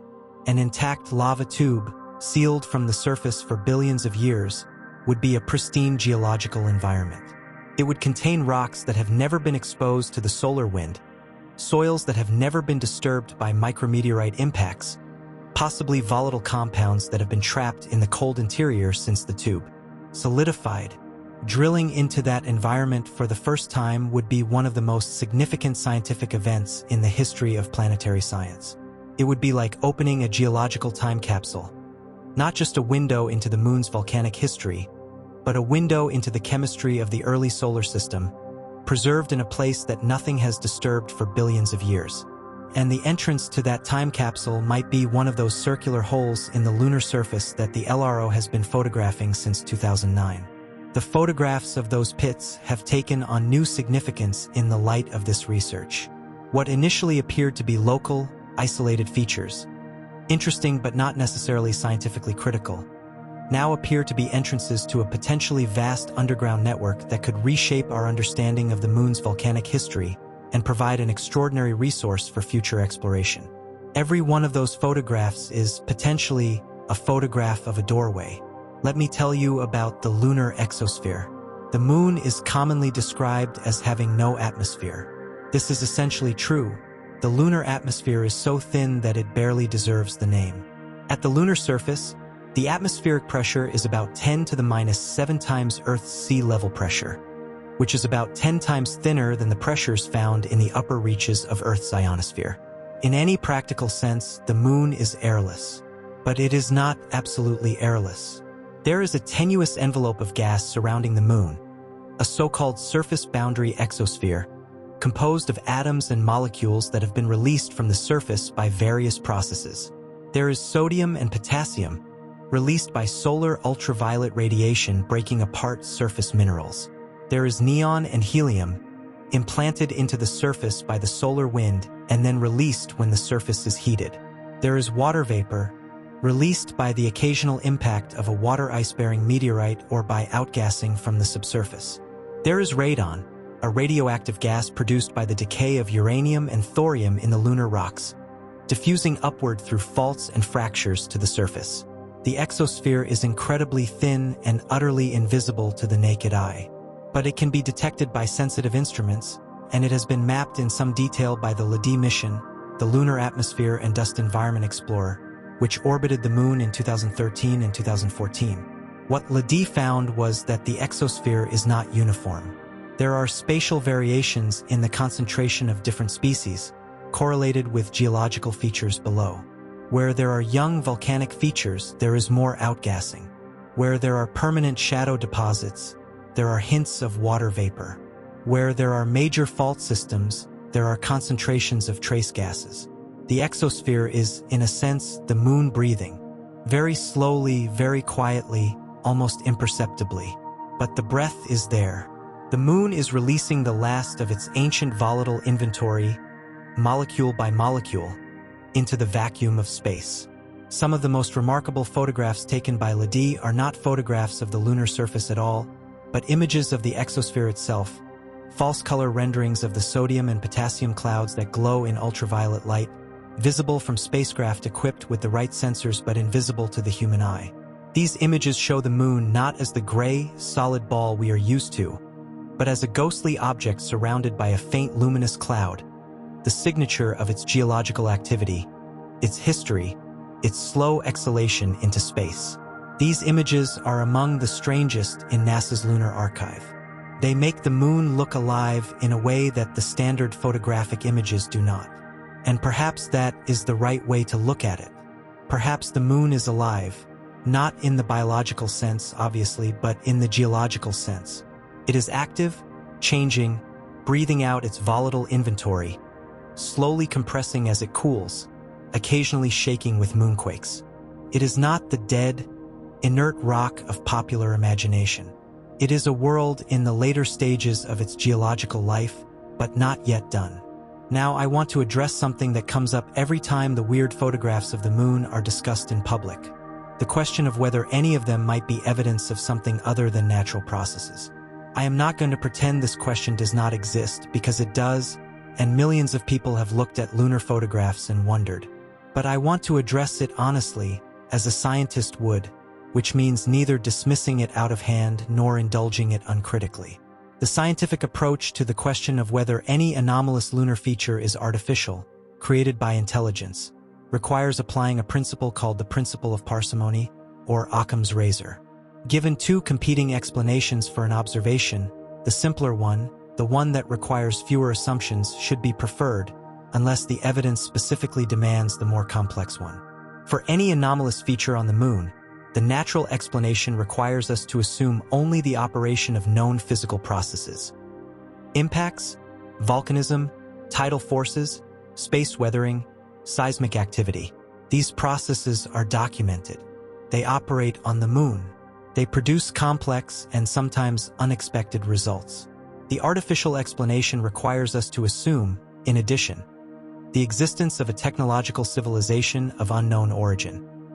the capability of that civilization to travel to the moon, the motivation of that civilization to leave structures or marks on the moon, and the continued existence of those structures after billions of years of micrometeorite bombardment, thermal cycling, and cosmic radiation.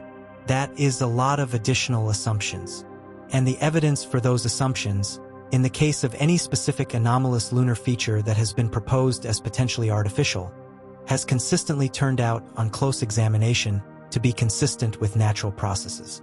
This does not mean we should not look. It does not mean we should dismiss every unusual image with a wave of the hand. The principle of parsimony is a guide, not a veto. If we ever found a feature on the moon that was genuinely inexplicable by any known natural process, and that had properties consistent with design, precise geometric relationships, materials that could not have formed by natural means, isotopic signatures inconsistent with a natural origin, then the artificial hypothesis would be worth taking seriously. We have not found such a feature. None of the anomalous images in the NASA archive on close scientific examination has required the artificial hypothesis to explain it. Some remain unexplained in the sense that we have not yet identified the specific natural mechanism responsible. But not yet explained is very different from inexplicable by natural means. I say this not to close the door, but to set the right expectations. The moon's weird photographs are extraordinary precisely because nature is extraordinary. The universe does not need aliens to be strange and wondrous. It is strange and wondrous all by itself. And the evidence for that is in the photographs. Let me tell you about the most recent discovery that has everyone in planetary science talking. In 2020, observations from the SOFIA Airborne Telescope, an infrared telescope mounted in the body of a Boeing 747, confirmed the presence of water molecules on the sunlit lunar surface. Not ice, not hydrated minerals, actual molecular water, H2O, on the surface of the moon in locations that receive direct sunlight. This was genuinely surprising.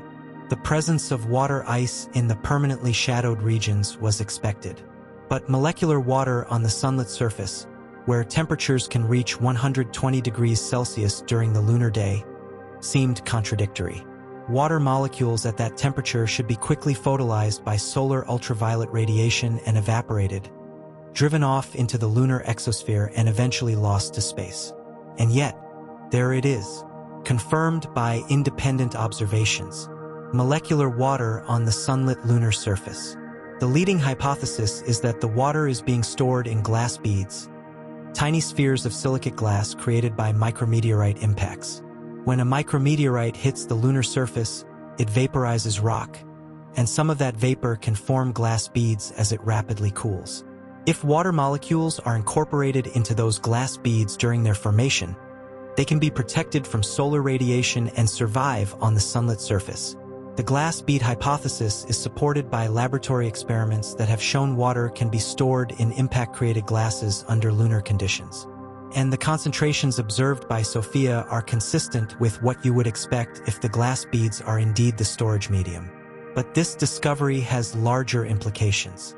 If water is being continuously delivered to the lunar surface by micrometeorite impacts, and some of it is being trapped in glass beads before it can escape, then there is a slow, continuous cycle of water on the moon. Water comes in, some escapes, some gets trapped in glass, some migrates toward the poles, some gets incorporated into the regolith. The moon has a water cycle, not like Earth's, nothing like Earth's, but a cycle nonetheless. And the photographs of this process, or rather, the spectral maps produced by the SOFIA observations, which show the distribution of the 6-micron water absorption feature across the lunar surface, are themselves extraordinary in their implications. They show a moon that is not simply a dry, inert rock, but a world actively cycling volatiles through its environment, storing them, releasing them, migrating them toward the poles. The moon has weather, of a sort, very different from Earth's weather, operating over much longer timescales and involving much smaller amounts of material. But there is a cycle, there is movement, there is process, and we are only now beginning to understand it. The photographs of the moon from the last decade, the LRO images, the Chang'e images, the Kaguya images, the Chandrayaan images, represent an extraordinary improvement in our knowledge of what the moon looks like and what it is doing. The resolution of the best LRO images 30 centimeters per pixel in the highest resolution mode, is comparable to Google Earth satellite imagery of your own neighborhood. You can see individual boulders. You can see the tracks left by boulders that have rolled down slopes. You can see the surface textures of different geological units, the boundaries between them, the subtle variations in albedo that reveal differences in composition. But photographs only tell part of the story. The next generation of lunar exploration is going to provide the rest. The in-situ measurements, the drilled samples, the seismic data from a global seismometer network, the subsurface radar mapping, the chemistry from mass spectrometers analyzing the volatile inventory. All of that is coming. All of it will produce results that we cannot currently predict. And some of those results will be weird. That is the nature of science. You design the experiment, you collect the data, and the universe tells you something that your models did not predict. Sometimes the discrepancy is small and easily explained. Sometimes it is large and requires serious rethinking. And occasionally, rarely but occasionally, it is so large and so inexplicable by existing models that it forces a genuine revolution in understanding. Plate tectonics was one of those revolutions.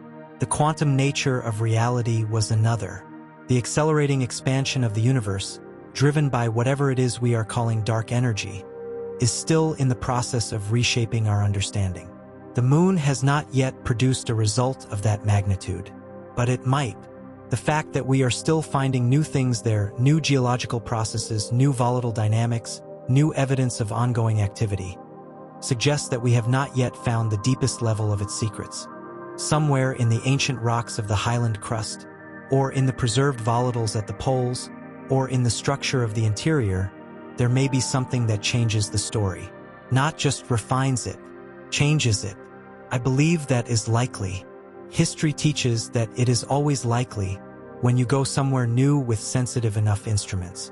And the moon, despite our long acquaintance with it, is still new to us in the ways that matter most.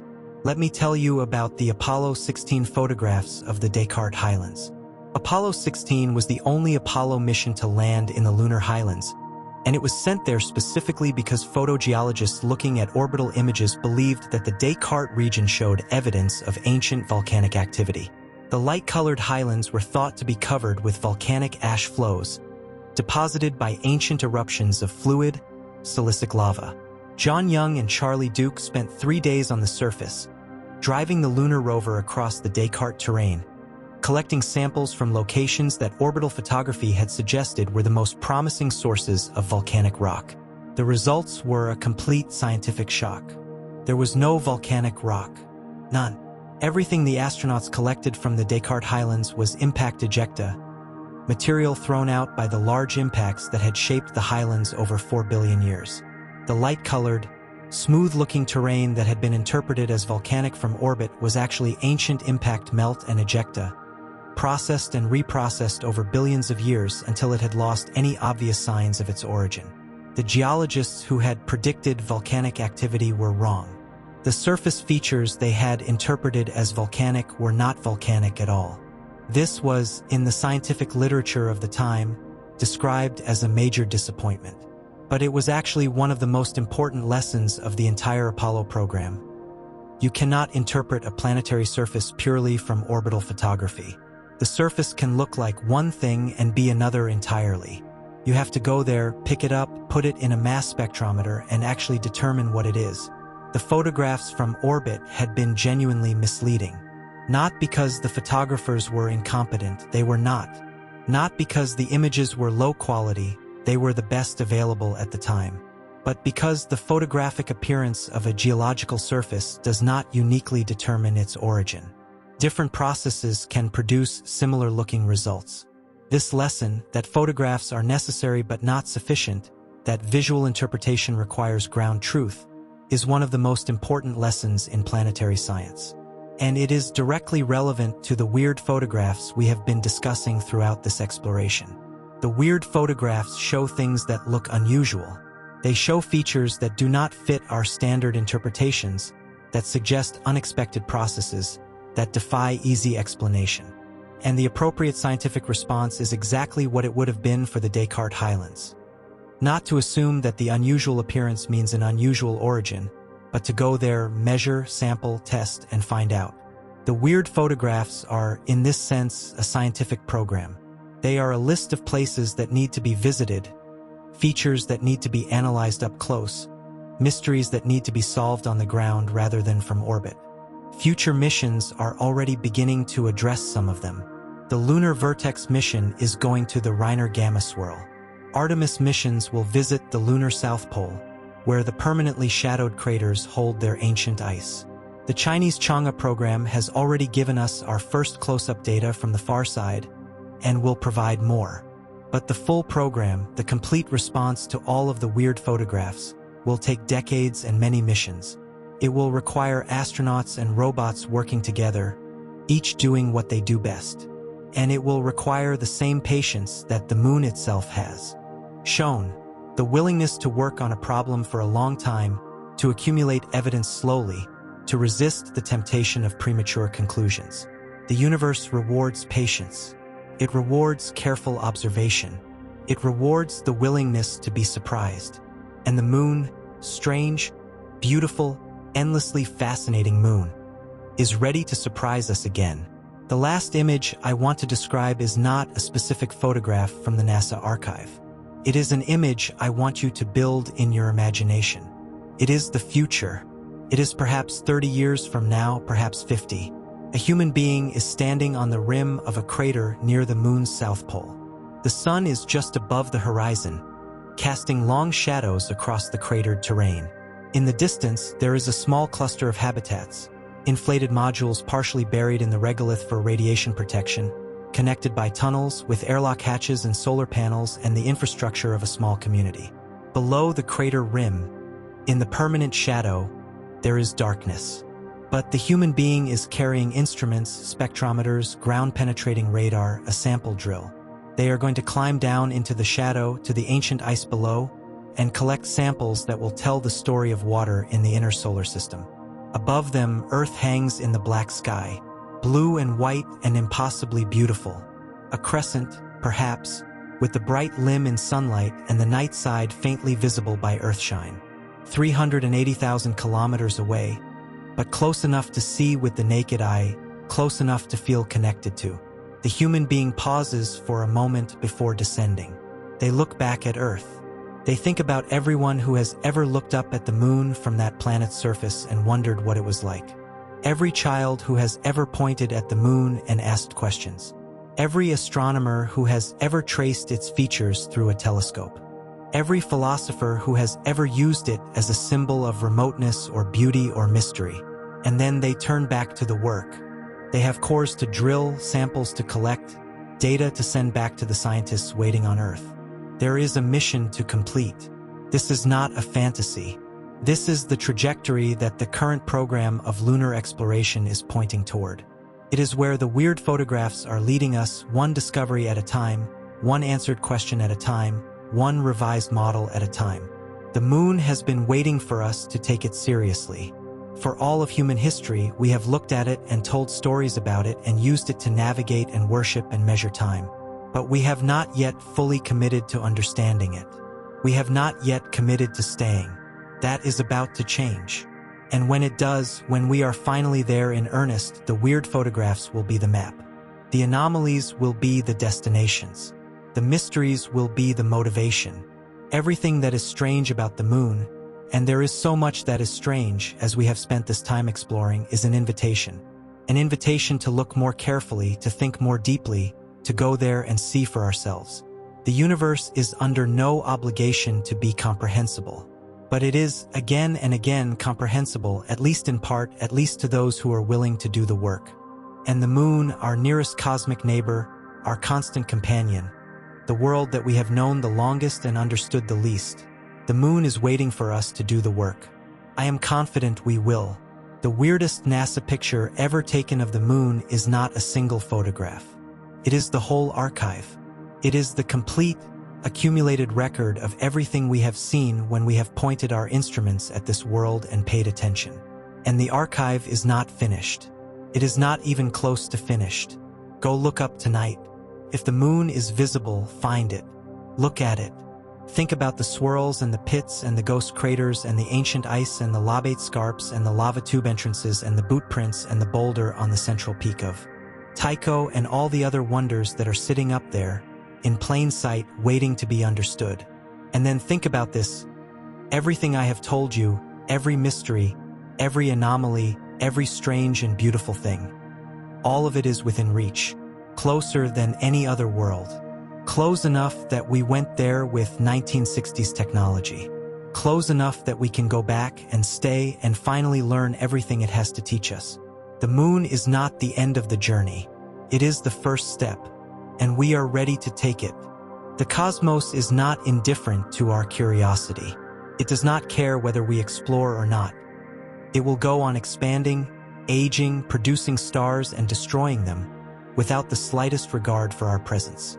But it is arranged, and perhaps this is the deepest thing that science has revealed, in such a way that curious creatures can understand it. Not completely, not instantly, but incrementally, persistently, over time, with good instruments and careful thinking. The moon is part of that arrangement.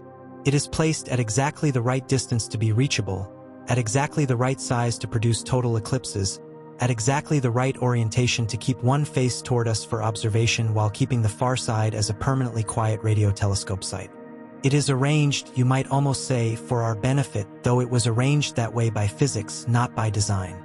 And the weird photographs, the things that do not fit, the anomalies that we cannot yet explain, those are the universe's way of keeping us interested, of making sure we do not stop looking, of reminding us that the work is never done. I am grateful for every single one of them. The weirdest NASA picture of the moon is the next one. It always is. End of full script. There is one more story the moon has been keeping, and it is perhaps the most personal of all. It involves dust. Lunar dust is one of the most talked about and least understood hazards of space exploration. The astronauts noticed it immediately on Apollo 11. Stuck to everything. Coated the spacesuits, got into the joints, abraded surfaces. It was fine beyond anything in terrestrial experience. Grinding it between your fingers felt like nothing at all, like touching nothing. And it smelled, in the words of more than one Apollo astronaut, like gunpowder after a spent cartridge. Nobody had expected it to smell like anything. The smell was probably a consequence of the dust's chemical reactivity. Lunar dust particles are not like terrestrial dust. On Earth, rocks and soil are constantly exposed to water and oxygen and biological activity, and the surfaces of the particles are chemically altered by this exposure. They are relatively inert, chemically speaking. The sharp edges are rounded off by abrasion and chemical weathering. They are, in a word, old not in the sense of their material being old, but in the sense of their surfaces having been chemically processed for a long time. Lunar dust particles have never been exposed to water or oxygen or biology.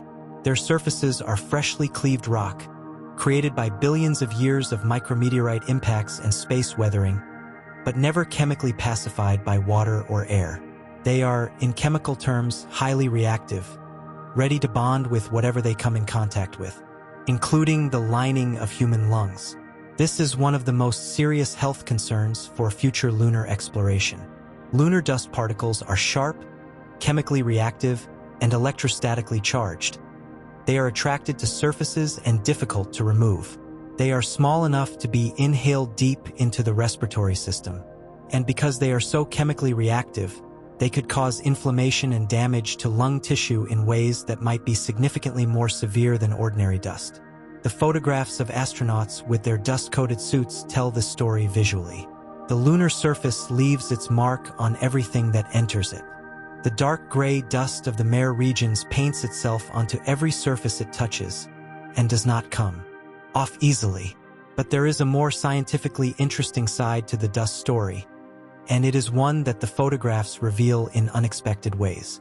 The fine, reactive dust of the lunar surface is, in a sense, a recording medium.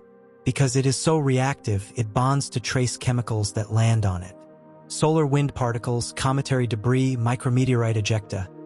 All of it is incorporated into the surface dust layer, which records the chemical history of everything that has ever passed through the inner solar system. The Apollo soil samples have been analyzed for these trace chemicals, and the results have revealed things about the history of the solar system that could not have been obtained any other way. Concentrations of volatile elements delivered by comets. Signatures of ancient solar activity in the isotopic composition of noble gases. Evidence of the composition of the ancient solar wind before the sun entered its current, more sedate phase. The dust is a library, and the photographs of the lunar surface, showing that dust in all of its gray, featureless ubiquity, are photographs of a library. Not an exciting visual library, but a chemically rich one, full of information about our solar system's history waiting to be read by the right instruments. The next generation of lunar missions will include instruments specifically designed to read that library. Mass spectrometers that can analyze the chemical composition of individual dust grains. Laser systems that can determine the isotopic composition of rocks at a distance. Drills that can access layers of dust deposited at different times in the past, recovering not just the average composition of the surface but the detailed stratigraphy, the history layer by layer. What will they find? We cannot know yet. That is the whole point. But if the history of planetary exploration is any guide, some of what they find will be unexpected. Some of it will be difficult to explain. Some of it will generate new weird images, new anomalies, new mysteries. And that will be wonderful. Let me take you now to one of the most remarkable sets of photographs in the entire lunar archive. Not photographs of the lunar surface, but of the moon itself as seen from Earth orbit, and specifically from the Hubble Space Telescope. The Hubble has occasionally been pointed at the moon, not for routine observations. The moon is too bright for most of Hubble's sensitive instruments, but for specific scientific purposes. One of the most significant of these was a search for water ice signatures in the lunar South Polar region, conducted in 1994 using Hubble's ultraviolet imaging capabilities. But the most visually striking Hubble images of the moon are the ones that have been used to study the composition of specific surface features in detail, using Hubble's spectral imaging capabilities. These images do not look like ordinary photographs. They are processed to show differences in chemical composition across the surface, regions that reflect light differently at different wavelengths, revealing the distribution of different minerals and gases. In these false color compositional maps, the moon looks nothing like the gray ball we know. It is a riot of color, orange and red and blue and green and yellow, each color corresponding to a different surface composition. The young impact craters glow in distinctive hues, their excavated deep rocks standing out sharply against the older surface around them. The mare regions show the distribution of different lava flows, some richer in iron and titanium, some dominated by other minerals. The highland regions display the ancient anorthosite crust in all its chemical complexity. These images are, in a very real sense, the most detailed record we have of the moon's geological diversity. They show, in a single frame, the accumulated product of 4.5 billion years of geological activity. Every impact, every lava flow, every period of space weathering, every chemical alteration, encoded in the reflectance properties of the surface. And they are, in their own way, weird, because when you look at the moon's face in this kind of compositional map, you see patterns that you do not expect. Concentrations of certain minerals in places that the standard geological model does not explain. Boundaries between different compositional units that are sharper or broader or differently shaped than you would predict from the mapping of geological features. These compositional anomalies are the subjects of ongoing research. Some of them have been explained by subsequent detailed study. Others remain puzzling, and every one of them is a potential scientific discovery, waiting for someone to dig into it deeply enough to find out what it means. The weird photographs of the moon are not just in the orbital imaging archives. They are in the spectral data, the radar data, the neutron spectrometer data, the magnetic field maps, the gravity measurements. The moon is weird in multiple dimensions simultaneously, and the visual photographs are just one layer of a multi-layered scientific mystery. I want to close this section by talking about something that might seem mundane but is, I think, one of the most profound things about the moon. The fact that it is precisely the right size to be useful to us. The moon is large enough to have enough gravity to hold loose material on its surface. The dust and the regolith stay where they are, rather than drifting off into space. This means the surface is accessible, and the record preserved in the regolith can be read by future explorers. The Moon is large enough to have differentiated, to have separated into a core, mantle, and crust, giving it a complex geological history worth studying. The Moon is large enough that its gravitational influence on Earth is significant. It drives the tides, stabilizes the axial tilt, affects the length of the day. Without the Moon, Earth might be a significantly less hospitable place for life. But the Moon is also small enough that its geological processes have largely wound down. It is not so active that the surface record has been destroyed by ongoing volcanism or tectonics. The ancient craters and lava flows and impact features that record the history of the early solar system are still there, preserved, waiting to be studied. And the Moon is at precisely the right distance from Earth, close enough to reach with chemical rockets, close enough that communication is essentially instantaneous, close enough that a return trip takes only a few days, while being far enough that it has a distinct environment, a distinct geological history, a distinct suite of features and resources that make it worth visiting. This is, I am aware, starting to sound like the anthropic principle, the observation that the universe appears to be fine-tuned for our existence. And I want to be clear that I am not making a fine-tuning argument. The Moon is where it is because of physics, not because of providence. The orbits worked out the way they did because of gravity, and we exist partly as a result. But there is something genuinely worth remarking on in the coincidence, and it is a coincidence that the nearest other world is also, in a remarkable number of ways, the most useful and accessible other world for a spacefaring civilization trying to learn how to survive beyond its home planet. The Moon is a training ground. It is where we learn to live and work in the harsh environment of space, close enough to be reached quickly if something goes wrong, far enough to be genuinely different from Earth. It is where we develop the technologies and techniques that will eventually allow us to go further, to Mars, to the asteroids, to the outer solar system, and beyond. And the weird photographs are the curriculum. They are the problems we need to solve, the phenomena we need to understand, the mysteries that will drive the research that will produce the discoveries that will change everything. Every unexplained feature on the Moon is a doctoral thesis waiting to be written. Every anomaly is a research program. Every mystery is an invitation to build a better spacecraft, design a better instrument, write a better theoretical model. The universe is generous with its mysteries.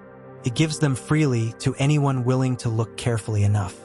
And the Moon, closer than any other world, more photographed than any other world, more studied than any other world, the Moon is still generous with its mysteries. It still surprises us. It will go on surprising us. And I, for one, could not be happier about that. There is one final image I want to leave you with. Not a specific photograph, but a composite, a thought experiment, a synthesis of everything we have discussed. Imagine looking at the Moon through the most powerful telescope ever pointed at it. Not one of the telescopes we currently have, something better.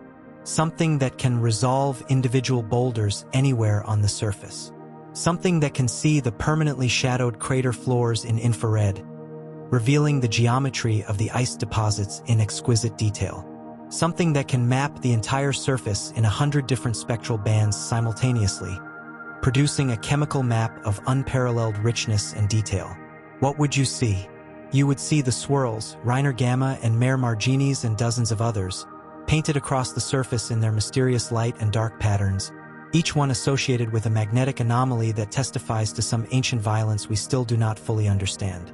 You would see the pits, dozens of circular holes dropping into darkness, each one a potential entrance to a lava tube, a potential shelter for future settlers, a potential archive of the Moon's deep geological history.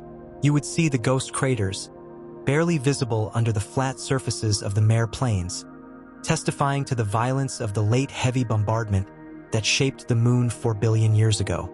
You would see the Lobate Scarps, the slowly creeping thrust faults that tell you the Moon is still alive, still releasing its ancient heat, still changing. You would see the irregular mare patches, Ina and its dozens of cousins, with their geologically young surfaces hinting at volcanic activity within the span of human civilization.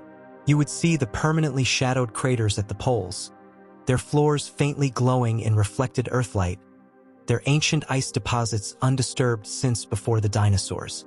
You would see the Apollo landing sites, the descent stages, the experiment packages, the rover tracks, the boot prints, monuments to the most extraordinary adventure in human history, preserved exactly as they were left.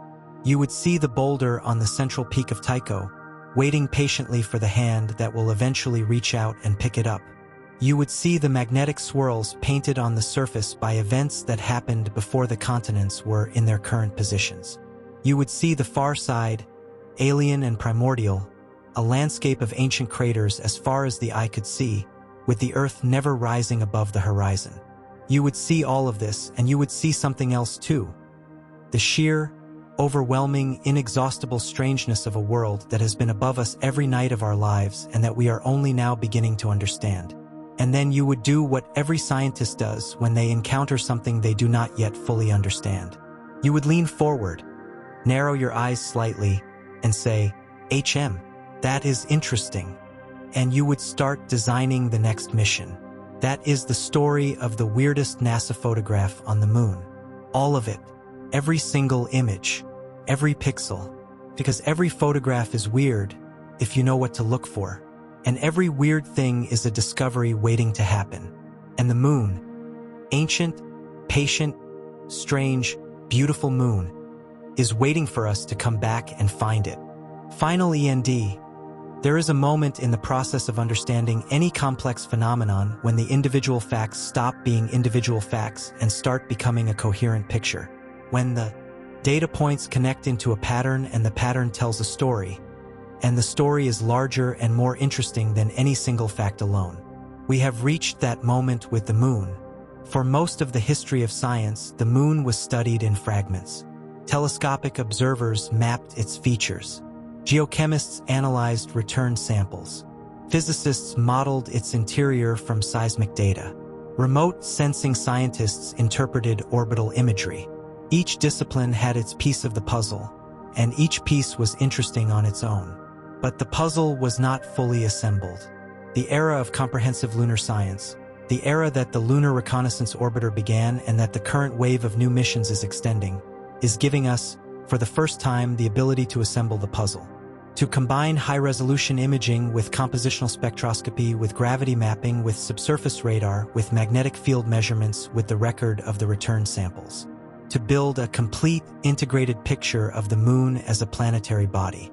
And that picture, as it comes together, reveals a world of extraordinary depth and complexity. Not just scientifically, but in every meaningful sense. The moon is deep. It has layers, geological layers, historical layers, chemical layers.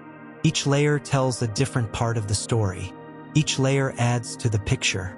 The weird photographs are windows into the deepest layers. They are the places where multiple stories intersect and complicate each other, where the simple narrative breaks down and something more interesting emerges. Let me give you a specific example of this layering. When the LRO photographed the large crater Copernicus at high resolution, it revealed, as I have mentioned, one of the most spectacular impact structures on the moon. The central peak complex of Copernicus reaches nearly 4 kilometers above the crater floor, exposing rock from several kilometers below the surface. The terraced walls record the layered geology of the pre-impact terrain. The floor is covered in solidified impact melt, frozen in the moment of the impact's aftermath. These are fascinating geological observations in their own right. But when you combine the LRO images with compositional data from other instruments, a new layer of the story emerges. The central peak of Copernicus, which exposes deep crustal rock, turns out to have a different composition than the crater's floor or walls. The deep rock is richer in olivine, a mineral that is common in the lunar mantle, than the surface rock around it. This is consistent with the interpretation that the central peak is exposing rock from near the base of the lunar crust, close to the mantle boundary. And when you combine that compositional data with the gravity data from the Grail mission, which mapped the moon's gravity field with extraordinary precision, revealing the internal mass distribution, you see that Copernicus sits in a region where the crust is thinner than average, where the mantle is closer to the surface. This explains why the impact that formed Copernicus was able to excavate mantle-like material. And when you combine all of that with the crater size frequency distribution data from the surrounding terrain, which gives you the age of the surface, you find that Copernicus formed about 800 million years ago, in the middle of Earth's cryogenian period, when the Earth was covered in ice and multicellular life was only just beginning to experiment with complexity. 3 instruments, 3 datasets, 3 different aspects of the Moon's story. And when you put them together, you get something richer than any single dataset could provide. A coherent, 3-dimensional, 4-dimensional picture of a specific geological event in the history of a specific world. This is what integrated planetary science looks like. And the weird photographs are, in this context, not standalone anomalies but entry points into integrated stories that span multiple datasets and multiple timescales. The swirls are not just visually unusual. They are the intersection of impact history, magnetic field history, solar wind physics, and surface chemistry. The pits are not just photogenic holes. They are windows into the volcanic history of the Moon, the dynamics of lava tube formation, the potential for subsurface resources and human habitation. The Lobate Scarps are not just geological curiosities. They are evidence of the ongoing thermal evolution of the Moon's interior, connected to the seismic activity detected by the Apollo seismometers, relevant to the safety considerations for future surface installations. Everything connects. The Moon is not a collection of isolated features. It is a system, a complex, interacting, evolving system, playing out the consequences of its violent birth over billions of years of geological time. And the weird photographs are the places where that system is most visibly, most dramatically, most puzzlingly at work. I want to take a moment to talk about the sheer number of craters on the Moon, because it speaks to something important about the scale of what we are looking at. There are approximately 300,000 craters larger than 1 kilometer on the Moon's near side alone. 300,000. If you spent 1 minute examining each one, and worked 24 hours a day, it would take you almost 600 years to get through them all. The total number of craters larger than 10 meters, accessible by the highest resolution LRO images, is in the hundreds of millions. Each one is the record of a specific collision. A specific rock at a specific velocity hitting a specific spot at a specific time. The crater record is a 4-billion-year history of the bombardment environment of the inner solar system, encoded in the shape and distribution of holes in the ground. Scientists use this crater record, the distribution of crater sizes, the density of craters per unit area, the degree of erosion of different craters, to determine the ages of different surface units, to reconstruct the bombardment history of the Moon and by extension the entire inner solar system, and to understand the dynamics of the asteroid populations that have been peppering the inner solar system throughout its history. This crater analysis is one of the most powerful tools in planetary science. And the data for this analysis comes primarily from photographs. The weird photographs, the anomalies, the inexplicable features, the things that do not fit the standard model, are embedded in this vast, rich, complex photographic record. They are threads that stand out from the tapestry because they are different colors, different textures, but they are part of the same tapestry, woven by the same processes, captured by the same cameras, illuminated by the same sun. Understanding the weird photographs requires understanding the whole tapestry. And understanding the whole tapestry is one of the great scientific projects of our time. There is a crater on the far side of the Moon called Apollo. It is a large basin, 540 kilometers across, located in the southern far side.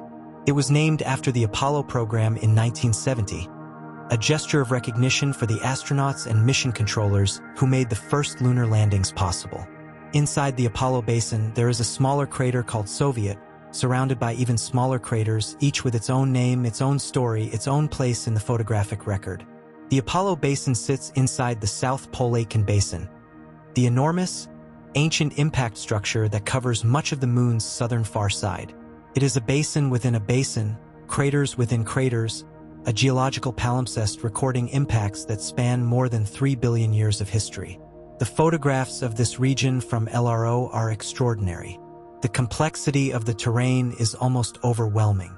Everywhere you look, there are craters overlapping craters, ejecta blankets obscuring older surfaces, younger features cutting through older ones.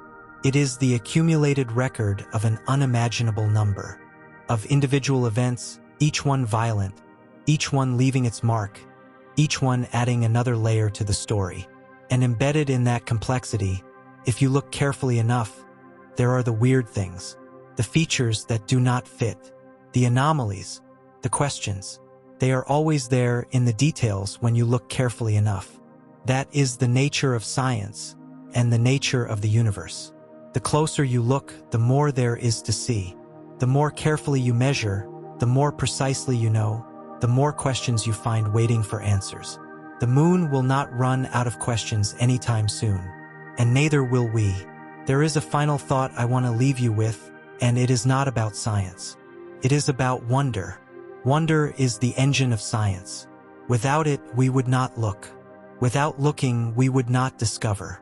Without discovery, we would not understand. And without understanding, we would not have built the civilization that allows some of us to sit here, today, talking about the weird photographs of the moon.